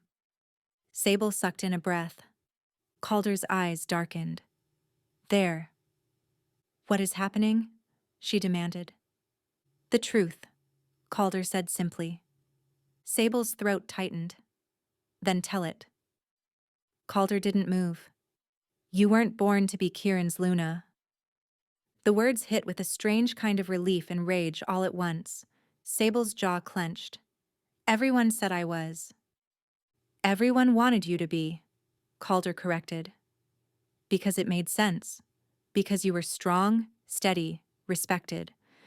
Because Kieran needed someone like you at his side." Sable's voice went rough. "And the moonmark?" "The moonmark appeared because you are moonbound," Calder said. "Not because you were meant to kneel beside an alpha." Sable's breath shook. "You keep using that word." Calder's gaze held hers. "Moonbound is not a title. It's a designation." "A designation for what?" "For balance," he said. "For correction." Sable's skin prickled. "Correction of what?" Calder's voice lowered. "Of wolves who believe they can bend the moon to their will." Sable stared at him, the dream echoing behind her eyes. "Not yours," Not his. Mine. She swallowed. So Kieran, overreached. Calder finished. He thought he could reject what the moon had anchored. He thought the bond was a tool he could sever when it didn't suit him. Sable's fingers curled. And Celine? Calder's mouth tightened slightly. Celine is a symptom, not a cause. That made anger flare bright. She knew, Sable said. She must have known. She knew you were the obvious choice, Calder replied. And she knew Kieran's weakness. Sable's lips pressed together. His weakness. Calder's eyes sharpened. Pride. The need to be obeyed rather than partnered. Sable flinched. Not because it was false, but because it was true. She had always known Kieran wasn't built for softness. She hadn't needed him to be.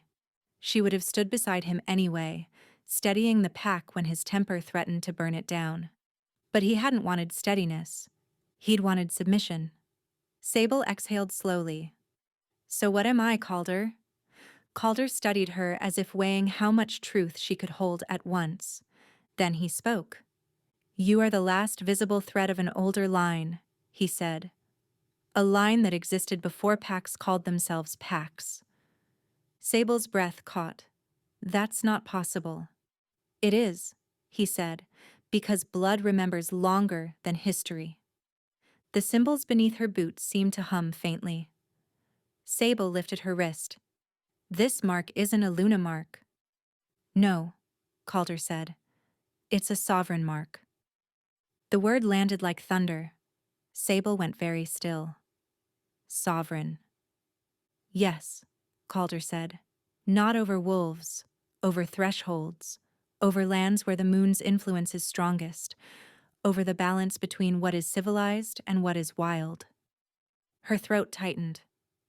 That sounds like a myth. It was, Calder replied, until you walked into my territory with it burning on your skin.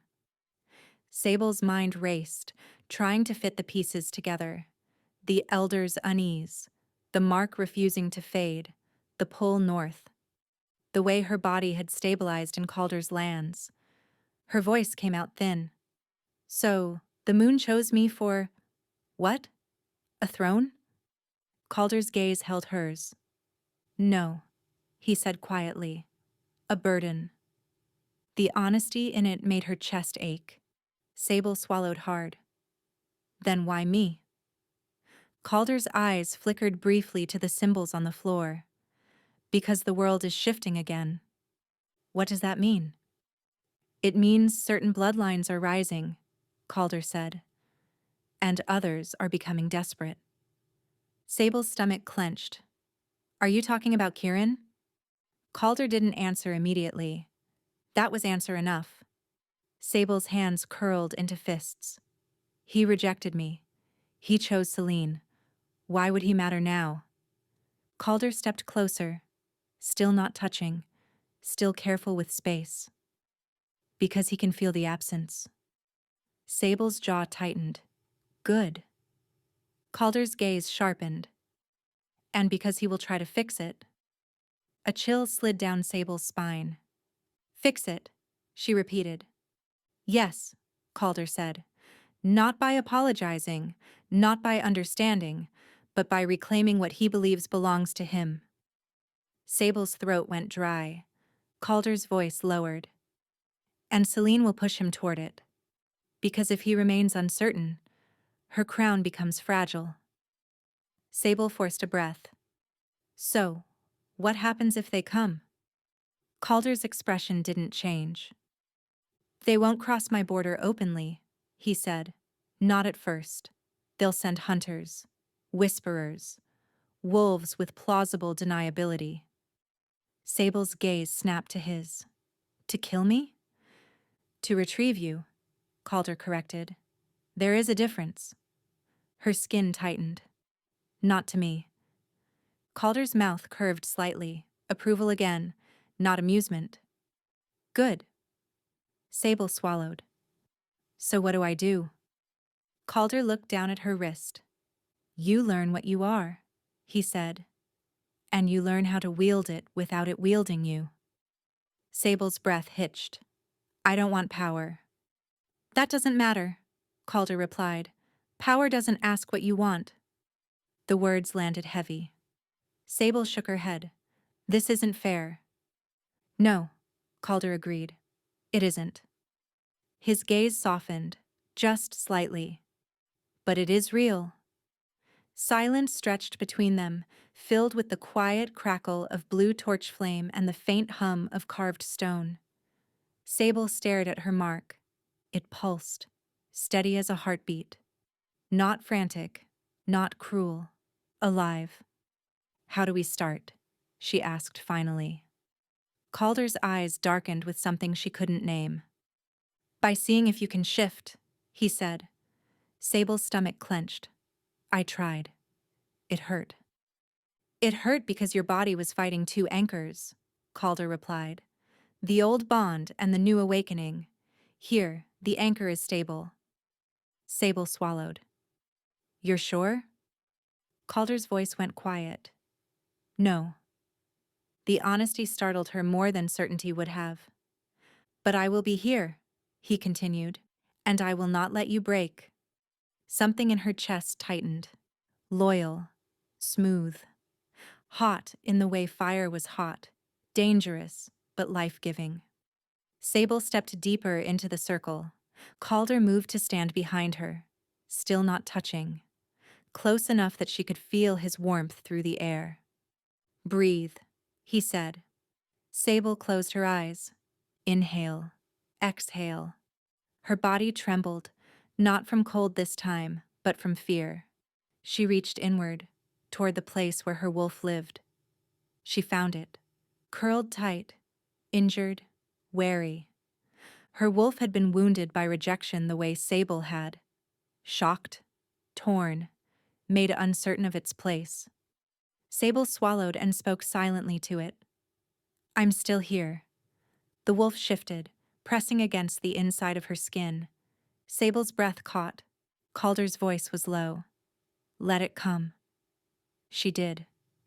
Pain flared, sharp, immediate, then eased, like a wave breaking instead of a blade cutting.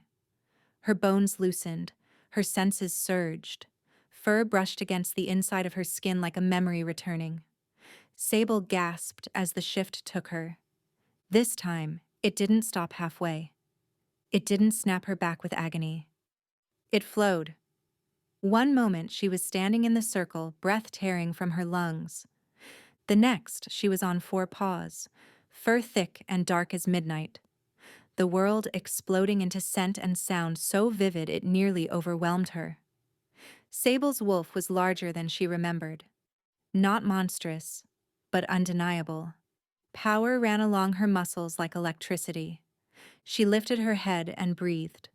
Stone, smoke, metal, pine, and Calder. His scent hit her with shocking clarity. Dark cedar, storm thunder, and something warm beneath it that made her wolf's instincts pull taut. Protect. Recognize. Sable's ears flicked back, startled by her own reaction. Calder stood in front of her now, steady, eyes intent. He did not reach for her. He did not command.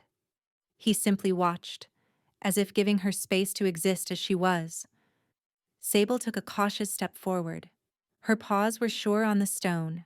Her body felt right. She exhaled a low breath, and steam curled from her muzzle. Calder's gaze dipped briefly to her eyes, then to her mark, now glowing faintly through the fur on her wrist. The symbols on the floor hummed. Sable felt it. An alignment, a settling, like the world had just clicked into place. Calder spoke softly. There you are. The words shouldn't have mattered. But something in Sable's chest eased. Her wolf circled him once, not threatening, not submissive, assessing. Calder remained still, letting her decide. Sable stopped in front of him and lowered her head just slightly, an instinctive gesture of acknowledgement, not surrender. Calder's hand lifted. He hesitated for the barest heartbeat, as if asking permission. Sable held still. His fingers touched the top of her head, gentle and brief. Warmth spread through her, not from the touch itself, but from what it implied. Consent, respect, recognition without ownership. Sable's throat tightened in wolf form, the sensation translating as a quiet, surprised ache. Calder's voice was low. "Shift back when you're ready." Sable stepped away, heart pounding and focused inward again. The return was smoother than she expected. Heat, pressure, the pull of bone and skin rearranging. She fell to one knee as she returned to human form, breath ragged, hands braced on the carved stone. Calder was immediately at her side, close, steadying, but not grabbing. "You did it," he said. Sable lifted her head, hair falling into her eyes, and laughed once. Raw, disbelieving. "I did." Her wrist glowed brightly now, the mark steady and strong. Sable swallowed, suddenly aware of what this meant. "If I can shift," she whispered, "then I can fight." Calder's gaze sharpened. "Yes." Sable's jaw set. "Then if they come?" "They will," Calder said quietly. Sable stared at him. "How do you know?" Because Calder's eyes had gone distant, as if listening to something deeper than sound. Then he spoke, voice calm, controlled, dangerously so. "Because the border ward just flared," he said, "and something crossed into the outer valley." Sable's blood went cold. Calder's gaze locked on hers. "Not one of mine," he added, "and not an animal." Sable rose slowly, pain and exhaustion forgotten beneath adrenaline. "Who?" she demanded. Calder's mouth tightened. "A scout," he said. "Silver Hollow." Sable's heart slammed against her ribs. Kieran, or Celine's hunters. Calder turned toward the corridor leading up and out, already moving. "Stay behind me." Sable's eyes narrowed. "I don't take orders." Calder glanced back once, and the look in his eyes was pure, lethal promise. "Then walk beside me," he said, "but do not walk alone." And together, they moved toward the mouth of the mountain, toward the first test of what Sable had become. Chapter 9. Kieran comes for her. The border ward sang like a struck nerve. Sable felt it before she saw anything, before Calder spoke, before the wind shifted, before the valley below the stronghold changed its rhythm. It wasn't sound, not exactly. It was pressure. A tightening in her chest, a pull that didn't belong to the moon but to something older and angrier. Trespass. Calder stopped at the edge of the mountain path, one hand lifting in a silent signal. The Lycans moving behind them, 4 figures, spaced wide, silent as the stone beneath their boots, halted instantly. "Here," Calder murmured. Sable stepped up beside him, her senses flaring despite her human form. The shift earlier had loosened something inside her. Her wolf hovered closer to the surface now, alert, listening. She followed Calder's gaze. The outer valley stretched below them in a wide, snow-dusted bowl, ringed by jagged rock and sparse pines. Wind combed through the grasses, bending them in unison. And there, near the tree line, movement. A lone wolf stood at the valley's edge. Not Lycan, not prey. Pack. Sable's stomach tightened. The wolf lifted its head and howled. The sound cut clean through the air, formal, deliberate. Not a challenge, not a threat. A summons. Calder's jaw set. "Stay here," he said quietly. Sable's eyes narrowed. "You said walk beside you."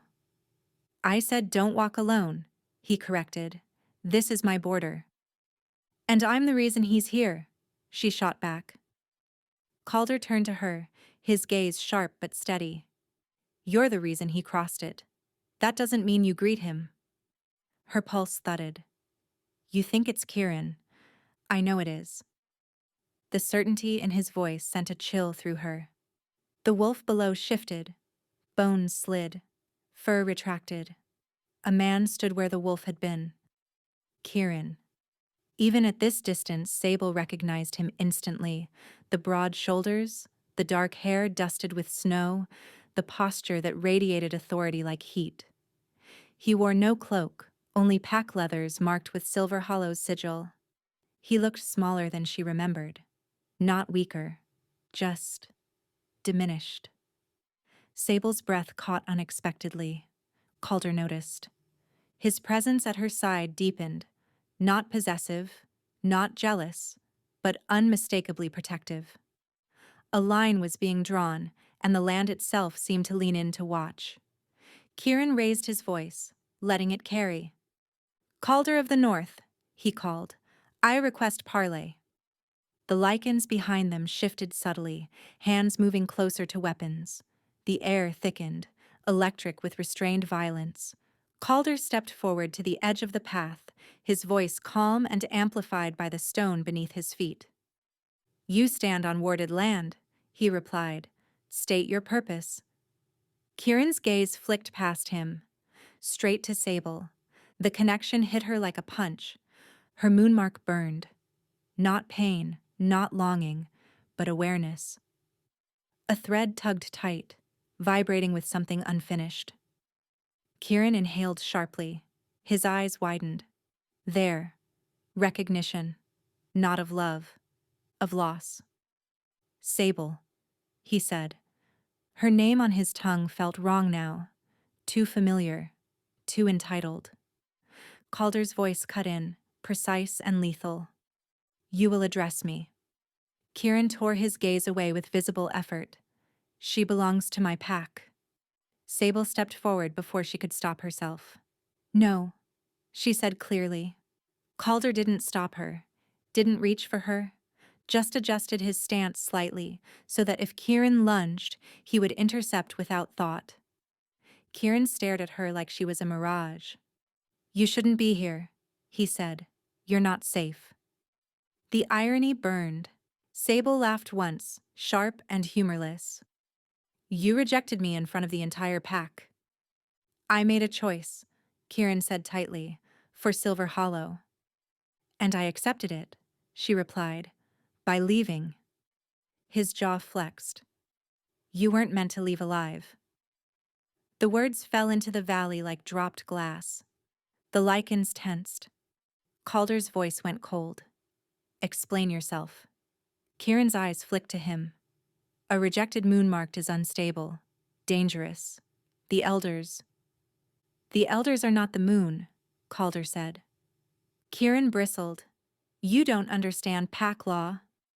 Calder stepped forward one measured pace. "I understand law older than your pack," he said. "And I understand this. You crossed my border without invitation." Kieran's gaze hardened. "She is not yours." Sable's stomach clenched. Calder did not react. "She is not anyone's," Calder replied evenly, "least of all yours." Kieran's nostrils flared. "You're harboring her." "I am protecting a sovereign presence," Calder said. "You have no claim." Kieran scoffed. "Sovereign? She was born to stand at my side." Sable felt the truth rise in her chest, steady and unyielding. "No," she said. "I was born to stand on my own." Silence followed. The wind stilled. Even the grasses seemed to freeze mid-sway. Kieran's gaze snapped back to her, something raw breaking through his composure. "You don't know what you are," he said. "You don't understand what you're tied to." "I understand enough," Sable replied.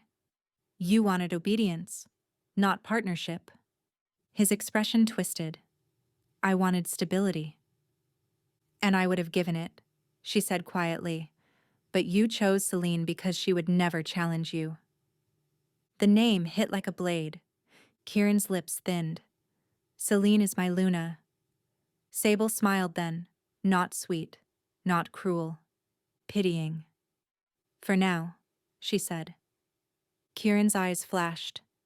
You think this is over? No, Calder said calmly. I think this is the beginning. The ward flared. A ripple of pale light swept across the valley floor, invisible to human eyes but unmistakable to those who knew how to feel it. Kieran stiffened as the pressure hit him, an unmistakable warning. Calder's voice lowered, dangerous and final. You will leave. Kieran planted his feet. Or what? Calder didn't raise his voice. Or you will be removed. The Lycans behind them stepped forward in unison, not threatening, inevitable.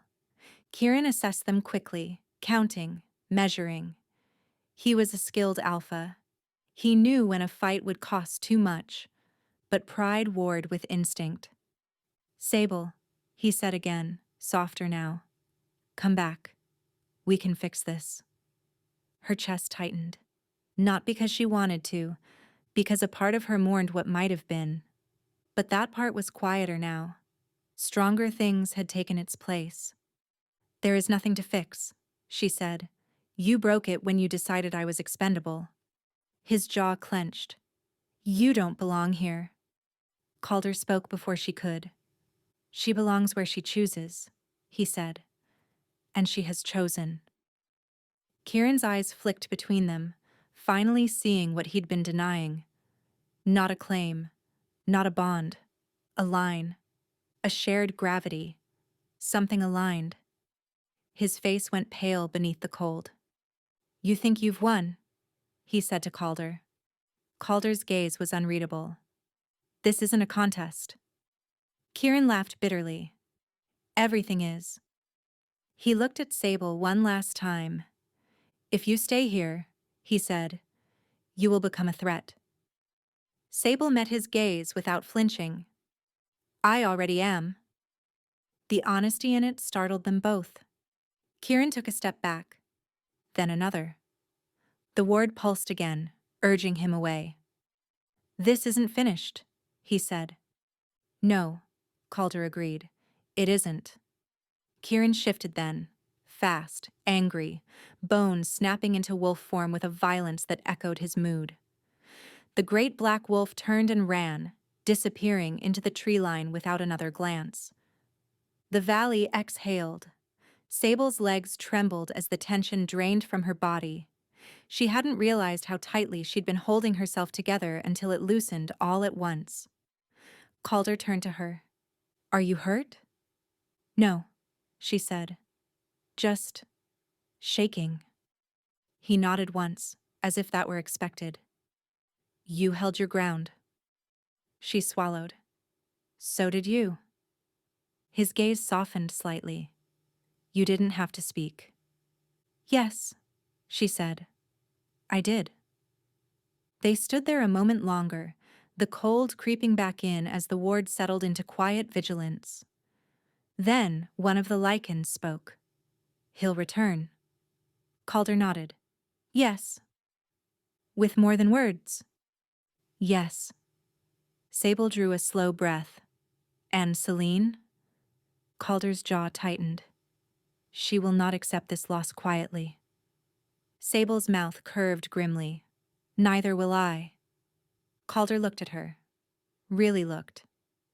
The woman who had been rejected and broken was gone. In her place stood something steadier, sharpened, aligned. We'll need to prepare, he said. Sable lifted her chin. Then teach me. Calder inclined his head. We begin at dawn. Above them, the moon slipped behind thin cloud, its light diffused but present. Watching, waiting.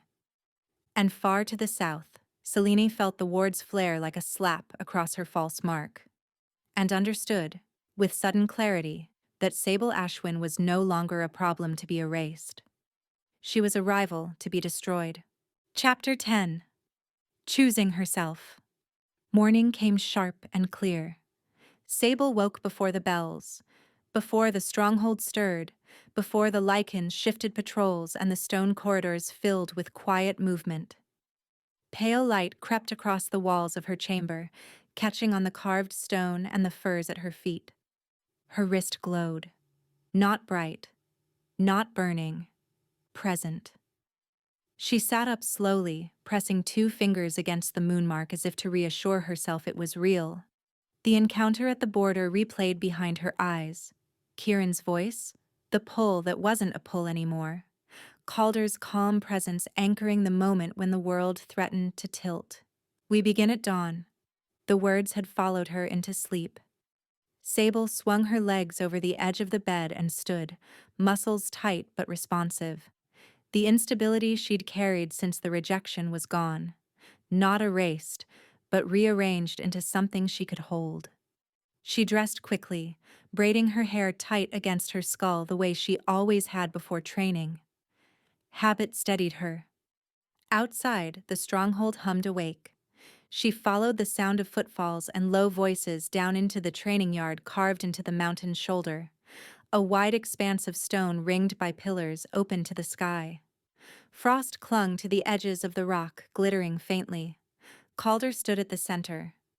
He wore no armor, no weapons, just dark trousers, boots, and a tunic pushed up at the sleeves, revealing forearms corded with strength.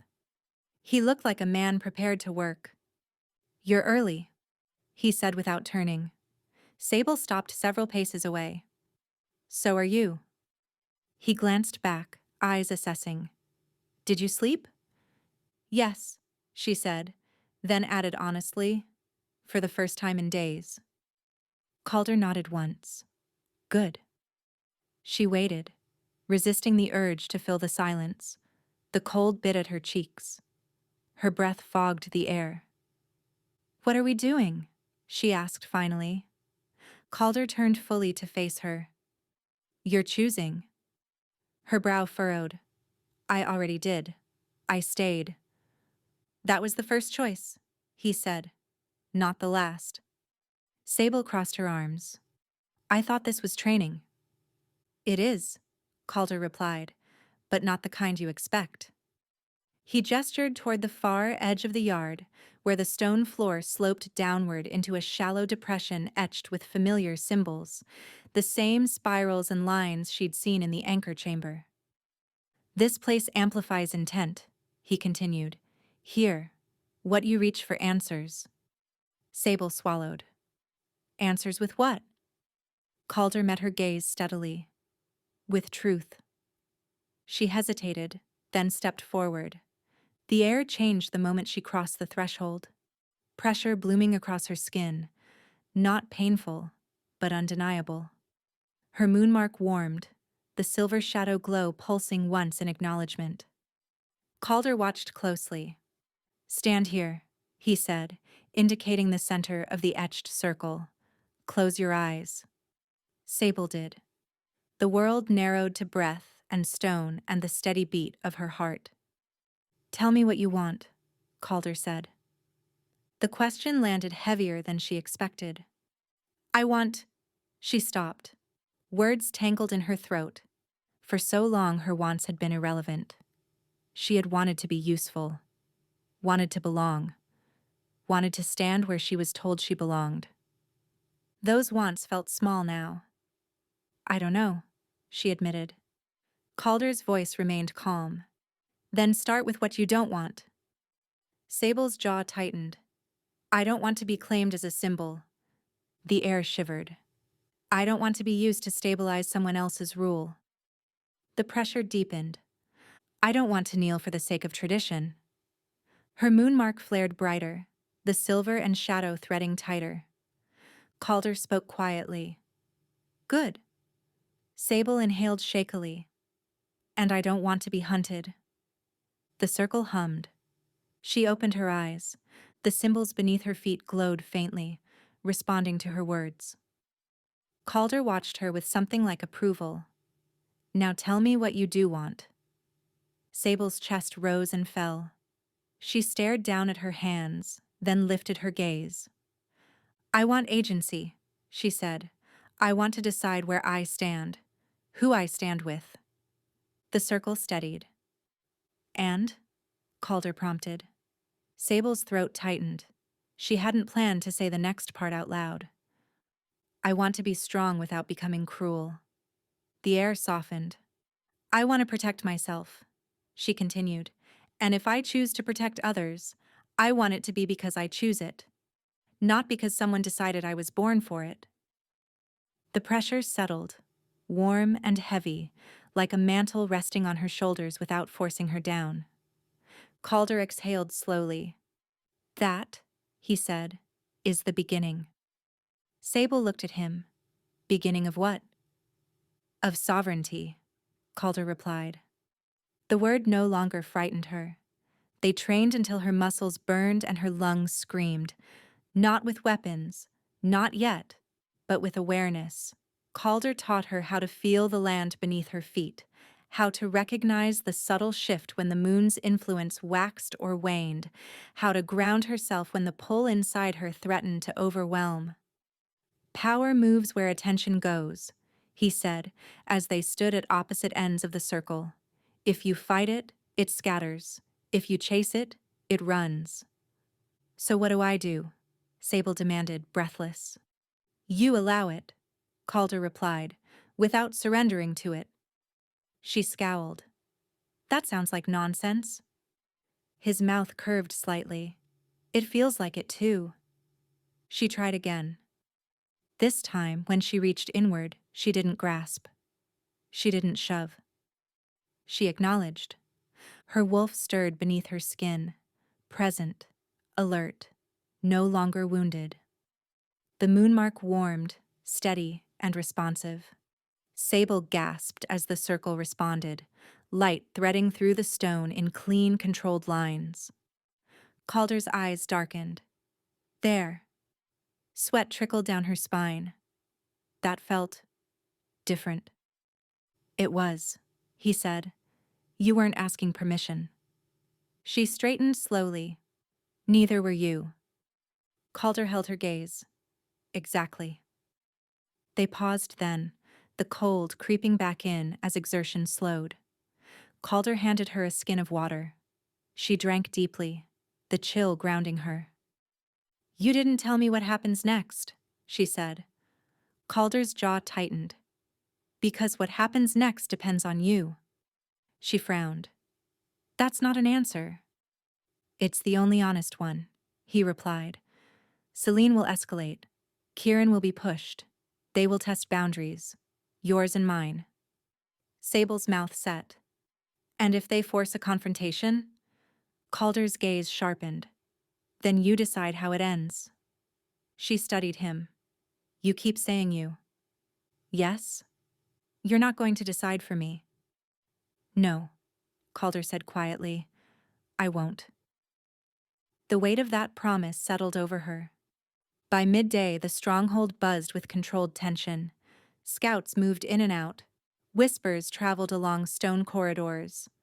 The border ward thrummed faintly beneath Sable's feet wherever she walked, a constant reminder that eyes were watching from beyond the mountains. Calder walked beside her through it all, not leading, not following. Equal pace. They stopped at a high balcony overlooking the outer valley. Wind tugged at Sable's cloak, snapping it against her legs. Celine won't come herself, Sable said. She'll send someone expendable. Calder nodded. She already has. Sable stiffened. When?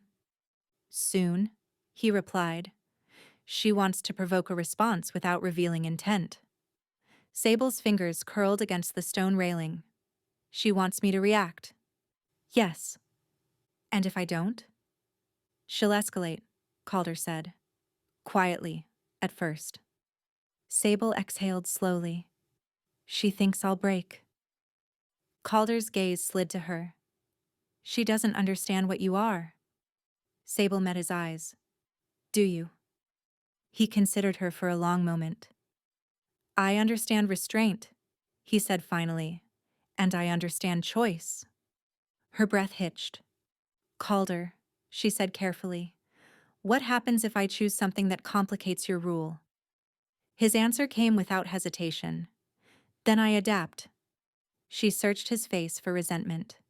Found none. Why? She asked softly. Calder's voice lowered. because a kingdom built on obedience alone rots from the inside. The words landed deep. Sable looked back out over the valley.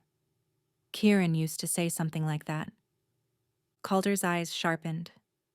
Used to? Yes, she said. Before he started believing his own authority mattered more than the pack's well-being. Silence stretched between them. You still care, Calder observed. Sable shook her head. I care that he doesn't burn everything down trying to reclaim his pride. Calder nodded.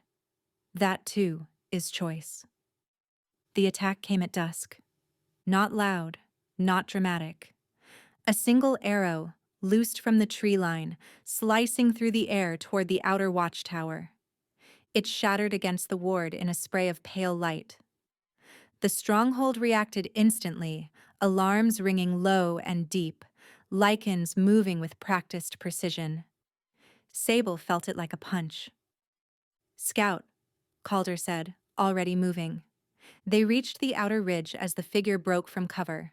Fast, lean, unmistakably Silver Hollow. The wolf shifted mid-run, human form stumbling as the ward pushed back hard. Sable stepped forward before Calder could stop her. Don't, he said sharply. She ignored him. Go back, Sable called, voice carrying across the stone. You're not welcome here. The scout froze. Recognition flared in his eyes, fear, surprise, calculation. Sable, he said, Alpha Kieran. Didn't send you to speak, she finished. He sent you to test. The scout swallowed. Celine ordered. The admission hung in the air. Calder's presence flared, dangerous and cold. Sable lifted a hand. Leave, she said. Tell them the border holds. Tell them I choose to remain. The scout hesitated, eyes flicking between her and Calder. Sable stepped closer to the ward's edge, the moonmark glowing steadily beneath her skin. Tell Celine, she added, voice calm and cutting, that I am not her problem to solve. The scout backed away, then turned and fled. The ward settled. Silence fell. Calder exhaled slowly. You didn't have to do that, he said. Yes, Sable replied. I did. She turned to face him. I won't let her dictate the pace, or the terms. Calder studied her, something fierce and approving burning behind his eyes. You chose escalation, he said. I chose clarity, Sable corrected. A corner of his mouth lifted. Then this will move faster. She nodded. Good. They stood together as the sky darkened, the moon rising pale and watchful above the mountains. Sable pressed her palm against the stone, feeling the land answer. Not ownership. Alignment. For the first time, she wasn't reacting to someone else's choice. She was making her own. And somewhere far to the south, Celine felt the scout's retreat like a crack in her carefully constructed calm, and understood that Sable Ashwin was no longer something to manipulate. She was something to confront, on Sable's terms. Chapter 11. The Moon's Claim. The night pressed close, not with cold, though the air was sharp, but with attention. The kind that settled on the skin and refused to be ignored. Sable felt it as she crossed the upper terrace beside Calder, the stone beneath her boots humming faintly in response to her presence. The moon was nearly full. It hung low over the mountains, pale and enormous, its light spilling across the valley in long silver bands. Shadows stretched and softened at once, as if the land itself couldn't decide whether to kneel or rise. Sable's moonmark glowed steadily against her wrist, not demanding, waiting. Calder slowed near the edge of the terrace. This is as far as the stronghold goes, he said quietly. Beyond this point, the land answers more directly. Sable stopped beside him. Wind tugged at her cloak, lifting strands of hair free from her braid. Her wolf stirred beneath her skin, alert, curious. Is that where this ends? she asked. At a border? Calder turned to face her fully. No, he said. That's where it begins. She searched his face, sharp planes softened by moonlight, eyes dark and steady. In the days since she'd arrived, she'd watched him closely. Not for weakness, for intent. She'd found none that frightened her, only restraint. What happens if I step forward? She asked. Calder didn't answer immediately. If you step forward, he said at last, the moon will acknowledge you openly, not as Luna, not as subject, but as sovereign. Sable's chest tightened. And you? His gaze didn't waver. I will witness. The word mattered. Not command, not claim. Witness. Sable drew a slow breath. If the moon claims me, does that bind me to you? Calder's mouth curved faintly, not amused, not indulgent. No, he said. It binds you to yourself. Relief and something more dangerous flared through her. And if I don't want that? She asked. Calder stepped back, one measured pace, creating space where there had been none. Then we stop. Sable stared at the open ground beyond the terrace. The snow there was untouched, smooth as a held breath. Moonlight pooled thickly over it, brighter than anywhere else she'd seen. The pull inside her deepened. Not a yank, an invitation. She thought of Silver Hollow, of stone halls heavy with incense and expectation, of Kieran's hand hesitating, of Celine's pale smile and false mark. She thought of herself standing alone in the snow, unclaimed and unbroken. I won't be owned, she said quietly. Calder inclined his head. Good. Sable stepped forward. The moment her boot touched the untouched snow, the world shifted. Light surged. Not blinding, but absolute. The moonmark flared hot against her skin, the silver shadow glow spilling outward in fine threads that wrapped her wrist, her arm, her chest. Sable gasped as the air thickened around her, pressure rolling inward like a tide. Her breath came shallow, then steadied as instinct took over. She stood taller. The snow beneath her feet did not compress. It held. Calder remained at the terrace edge, still as stone, eyes fixed on her. The land answered. The wind fell away. The valley hushed. Even the distant water stilled, as if listening. Sable lifted her chin. I'm here, she said. Not to Calder, not to the land, to the moon. The light intensified. Images flickered at the edge of her vision. Not memories, but echoes. Wolves running beneath older skies. Stones raised in circles long buried. Women and men standing at thresholds, holding balance where it threatened to break. Not rulers, stewards. Sable's knees trembled. Not from weakness, but from the sheer weight of recognition pressing through her bones. Mine, the presence whispered again. But this time it felt different. Not possession, alignment. I won't kneel, Sable said aloud, voice shaking but unbroken. The pressure eased. Approval rippled through the light like a sigh. Sable laughed breathlessly. Figures. Her wolf surged forward then, not tearing free, not forcing the shift, but blending, layering strength beneath her skin. Heat spread through her limbs, grounding her. The moonmark burned once more, sharp, final. And then it settled. Not dimmer, clearer. The silver shadow crescent deepened in color. Edges precise, frost lines stabilizing into a pattern that felt complete. Sable exhaled slowly. The light receded, not vanishing, but folding inward, into her, into the land beneath her feet. The valley breathed again. Sound returned. Wind whispered. Snow crunched softly as Sable shifted her weight. She was still herself, But something fundamental had clicked into place. Calder moved then, crossing the terrace with measured steps until he stood a respectful distance away, close enough to be present, far enough to leave the moment hers.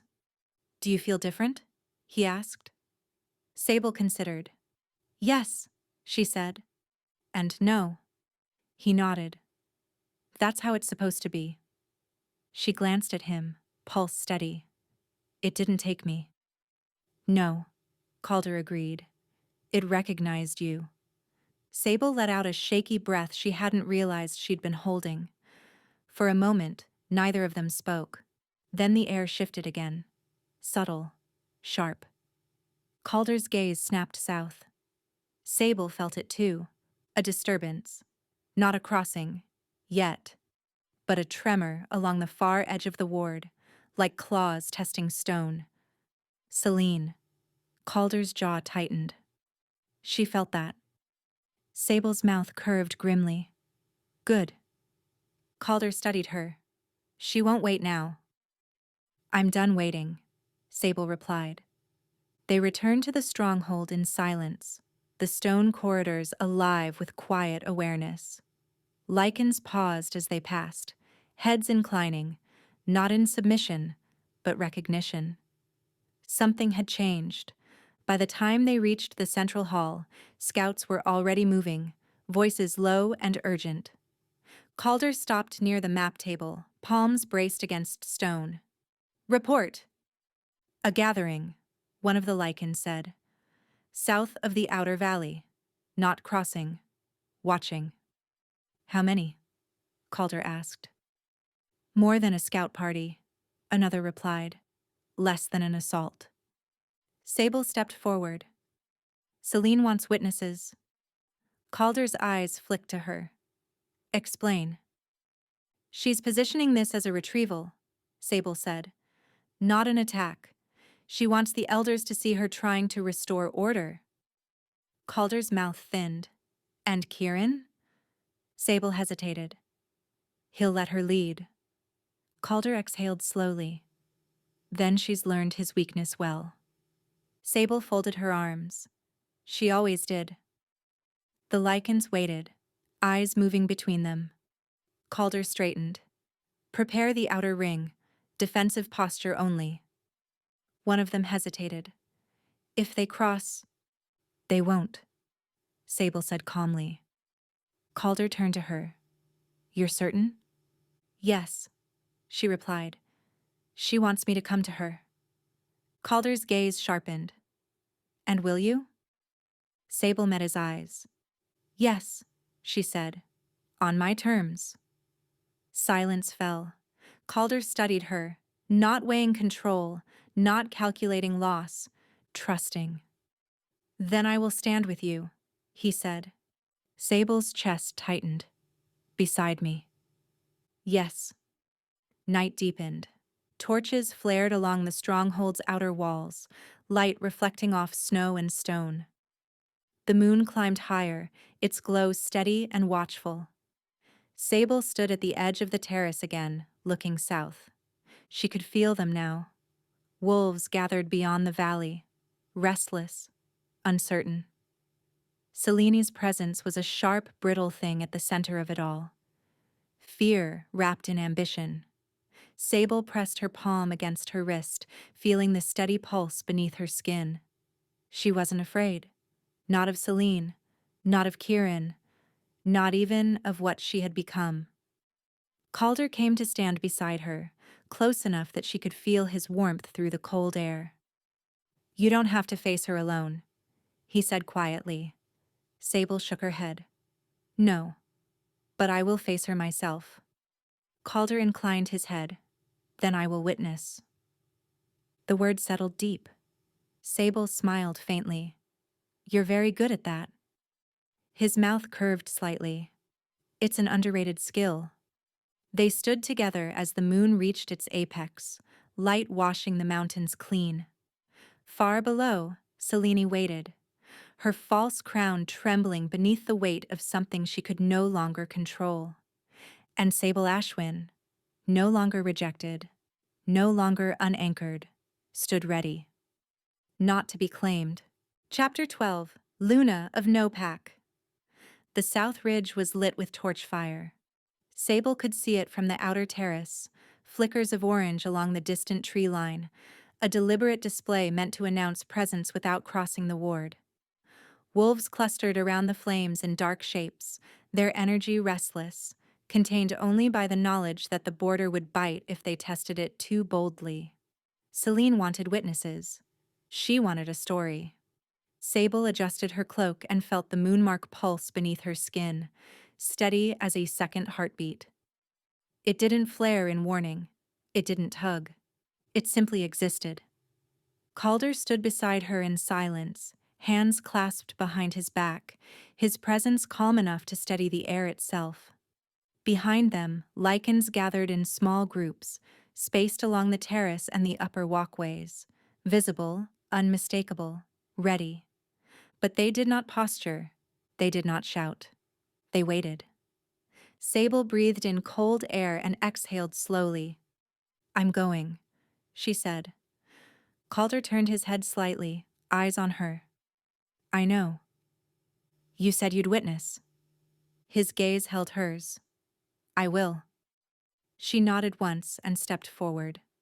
The ward recognized her now. When she descended the mountain path toward the outer valley, she felt it shift around her. Opening, not weakening. Like a gate acknowledging its keeper. Sable's boots crunched in the snow. The valley below was wide and pale under moonlight, the river's dark ribbon cutting through it like a scar. The air tasted of pine and stone. And pack. The scent hit her halfway down, familiar and bitter, carrying memories she hadn't asked for. Leather and smoke. Wolf musk. The metallic edge of adrenaline, silver hollow. Sable reached the valley floor and stopped at the ward's edge. The border itself wasn't visible to human eyes, but she could feel it like a line in the air. Pressure, tension, a humming restraint. Beyond it, torches burned bright on the ridge, wolves forming a half circle around the largest flame. At the center stood Celine. Even from a distance, Sable recognized her posture, the slight tilt of her chin, the careful way she held her hands as if always aware of how they looked.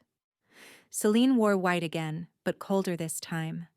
Pale fur at her shoulders, silver thread in her hair, moonstones catching light like tears. Beside her stood Kieran, not at her shoulder, half a step behind. The detail mattered. Sable's mouth tightened. Calder remained behind her, present, silent, a shadow of storm and stone.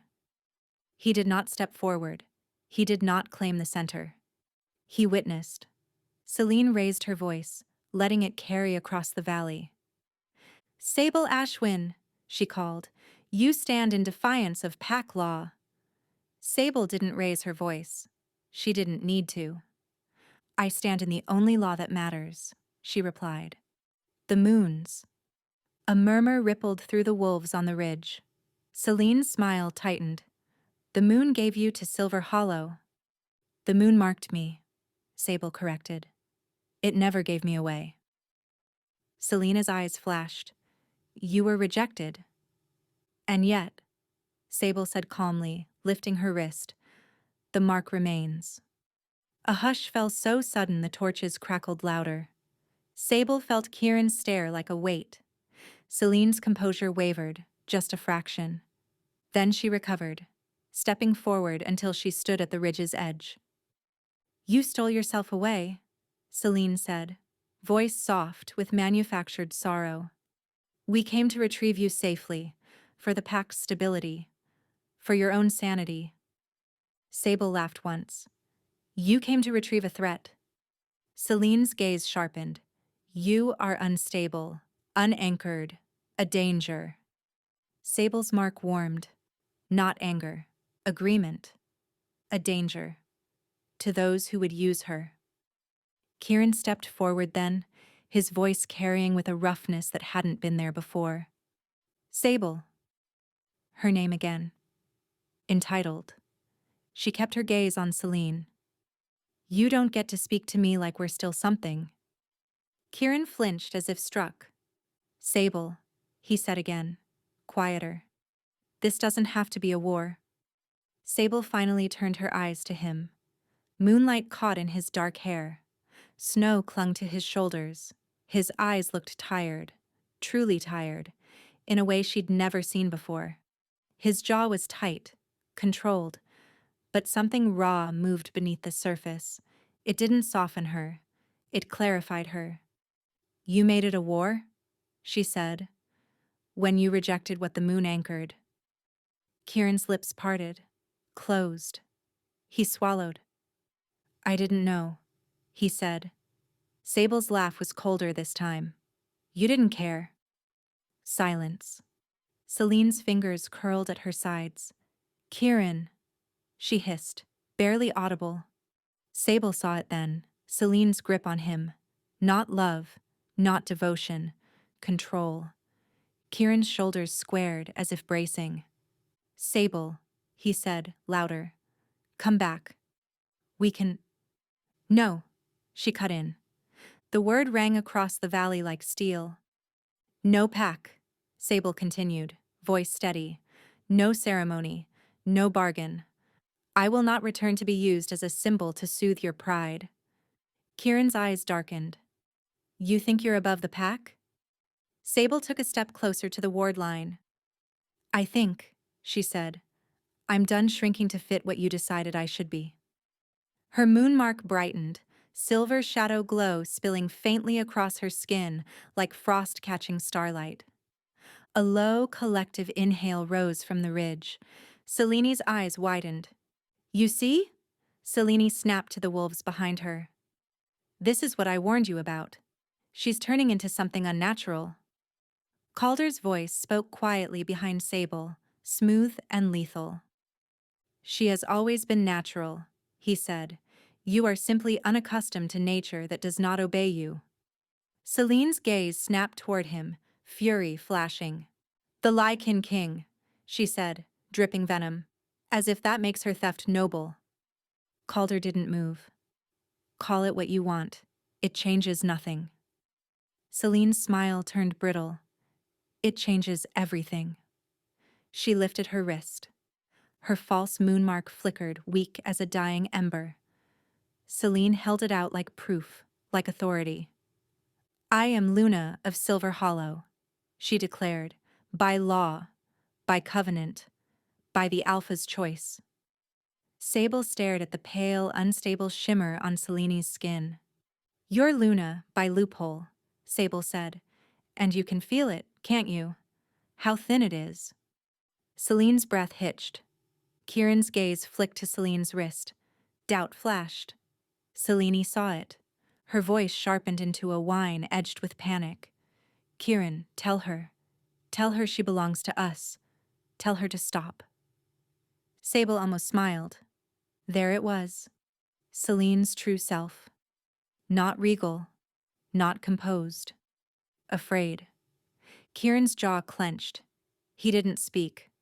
Celine's eyes flashed with something ugly. Fine, she hissed. She stepped back and motioned to the wolves behind her. Two moved forward. Not warriors. Hunters. Lean, quick. Eyes too flat to be loyal to anything but orders. They carried no weapons, but Sable recognized the way their bodies held tension, ready to shift, ready to spring. Calder's presence flared behind her, cold and dangerous. Sable lifted a hand slightly, not to stop him, to signal she had it. Celine's voice carried, sharp and legalistic. By pack law, an unstable moonmark is to be retrieved or restrained for the safety of the pack. The hunters shifted. Bones snapped. Fur erupted. Two wolves lunged toward the ward line, fast, reckless. The border met them like a wall of ice. They slammed into it with a yelp, invisible force throwing them back hard into the snow. Gasps erupted from the ridge. Celine's face twisted. Again. The wolves tried again. This time the ward flared brighter, pale light rippling outward like a pulse. The wolves were thrown back even harder, one rolling, the other skidding across the snow with a whine of pain. Sable stepped forward until she stood inches from the invisible line. "Stop," she said calmly. Celine's breath came fast. "You can't—" "I can," Sable replied, "because this border recognizes me." The words weren't a boast. They were truth. Sable lifted her wrist. The moon mark glowed. And the ward responded, opening slightly, not for them, but for her. Sable didn't cross. She didn't need to. She let them feel it. The reality that the line between lands was no longer merely Calder's. It was hers too. Celine's face went pale. Kieran stared, shock cracking his composure. Sable. Sable kept her gaze steady on him. "This is what you rejected." Kieran's throat bobbed. His eyes looked haunted. Celine's voice shrieked, cracking. "She's making a mockery of us." Sable's gaze slid back to Celine, cool and cutting. "No," she said. "You did that yourself." Celine's hands trembled. She looked to the wolves behind her, searching for support. Their expressions had shifted, unease replacing loyalty. Some stared at Sable's wrist with reverence. Others looked away, as if afraid to witness something forbidden. Celine swallowed hard. Then she did what desperate wolves always did. She attacked the story. "You weren't rejected because you were weak," Celine called, voice trembling. "You were rejected because you were wrong, because you were too wild, too stubborn, too dangerous to lead." Sable felt the old wound twitch, not reopening, just reminding. She let the feeling pass through her like wind. "And you," Sable said softly, "were chosen because you promised to be small." Celine flinched as if slapped. Kieran's gaze snapped to Celine again. Something shifted in his eyes. Realization, slow and brutal. Celine saw it. Her voice turned shrill. "Kieran!" Kieran didn't answer. He took a step forward, toward the ward line, toward Sable. The wolves behind him stirred, tense. Celine's hand shot out, gripping his arm. "Don't you dare!" Kieran looked down at her hand, then up at her face. And something in his expression hardened. He pulled his arm free. Celine stumbled back. The wolves behind her went still. Kieran faced Sable across the border, breathing hard. "I was wrong," he said.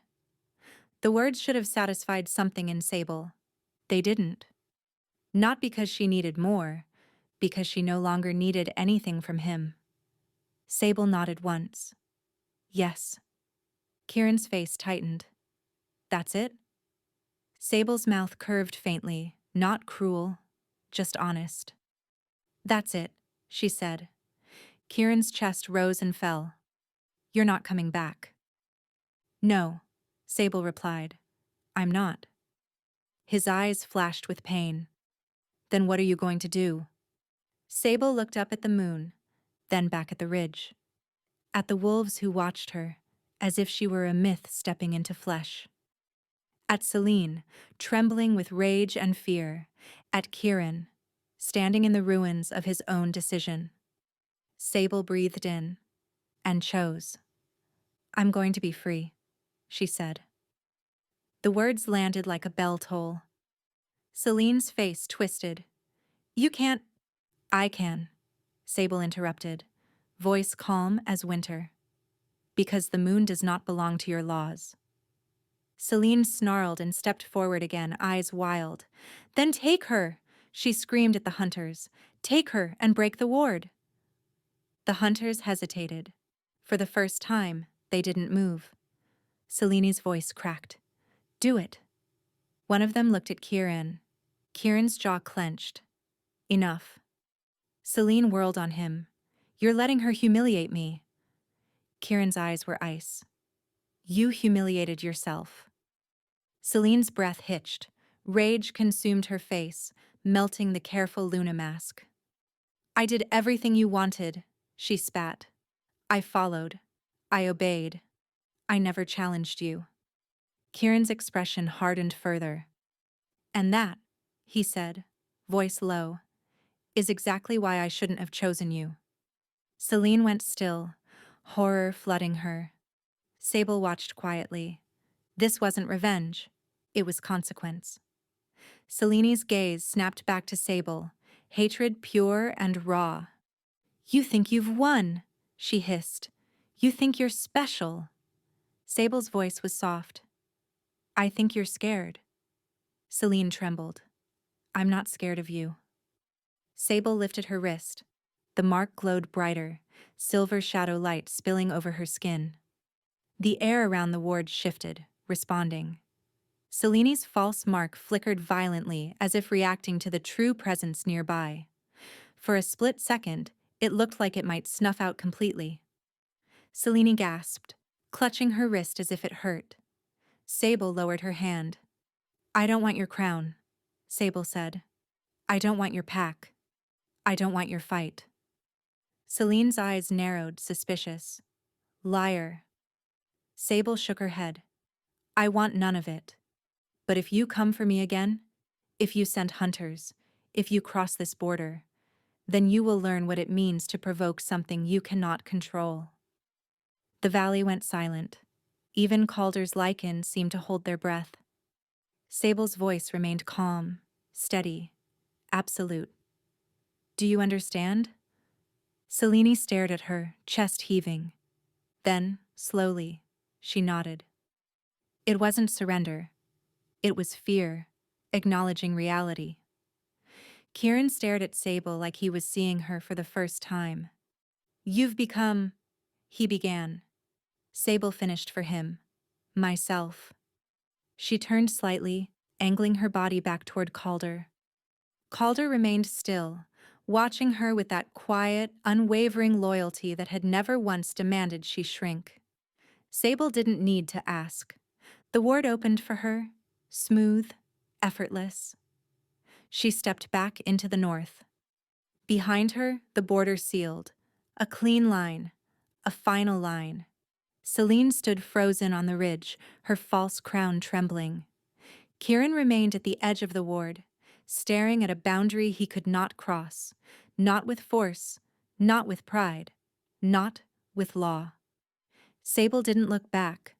She walked up the valley toward the stronghold, Calder's presence moving beside her, not ahead, not behind, equal. When they reached the terrace, the Lycans inclined their heads. Recognition, not worship. Sable paused and looked up at the moon. The light felt different now, no longer a spotlight burning her into a role, but a steady glow that simply illuminated what was already true. Calder's voice was quiet. You chose. Sable exhaled slowly. Yes. And you're at peace? He asked. Sable thought of Silver Hollow, of the pack that had shaped her, and the alpha who had tried to own her fate. I'm not at peace, she admitted. Not yet. Calder's gaze softened. That's honest. Sable's mouth curved faintly. But I'm not broken. Calder nodded. No. She looked at him then. Really looked. Smooth. Hot. Loyal. Not a boy playing at power. A king who didn't need her obedience to stand tall. What happens now? Sable asked. Calder's eyes lifted to the moon, then back to her. Now, he said, you decide what to build. Sable's mark warmed, steady, approving. She turned to face the mountains beyond the stronghold, the wild north stretching endless and untamed. I won't build another pack, she said slowly. Not like the ones I've known. Calder waited. Sable continued, voice firm. I'll build a threshold, a place where wolves who don't fit their packs can breathe, where power isn't used as a leash. Calder's gaze darkened with something fierce and proud. A sanctuary. Sable nodded. On my terms. Calder inclined his head. Then I will help you. Sable lifted her chin. As witness. Calder's mouth curved. as witness, as ally, as whatever you choose. The words settled into her bones. Choice. Always choice. Sable stepped forward into the cold, moonlit air, feeling the land answer beneath her feet. Not because she was owned, because she belonged. To herself, to the wild, to the balance she carried. And somewhere far behind, in Silver Hollow, Celine's false mark flickered as the pack's whispers turned sharp. And Kieran Blackridge stood alone beneath a moon that no longer approved of him, realizing too late that rejecting Sable hadn't made him stronger. It had exposed him. The moon had not taken Sable away. Kieran had thrown her into legend, and legend did not return.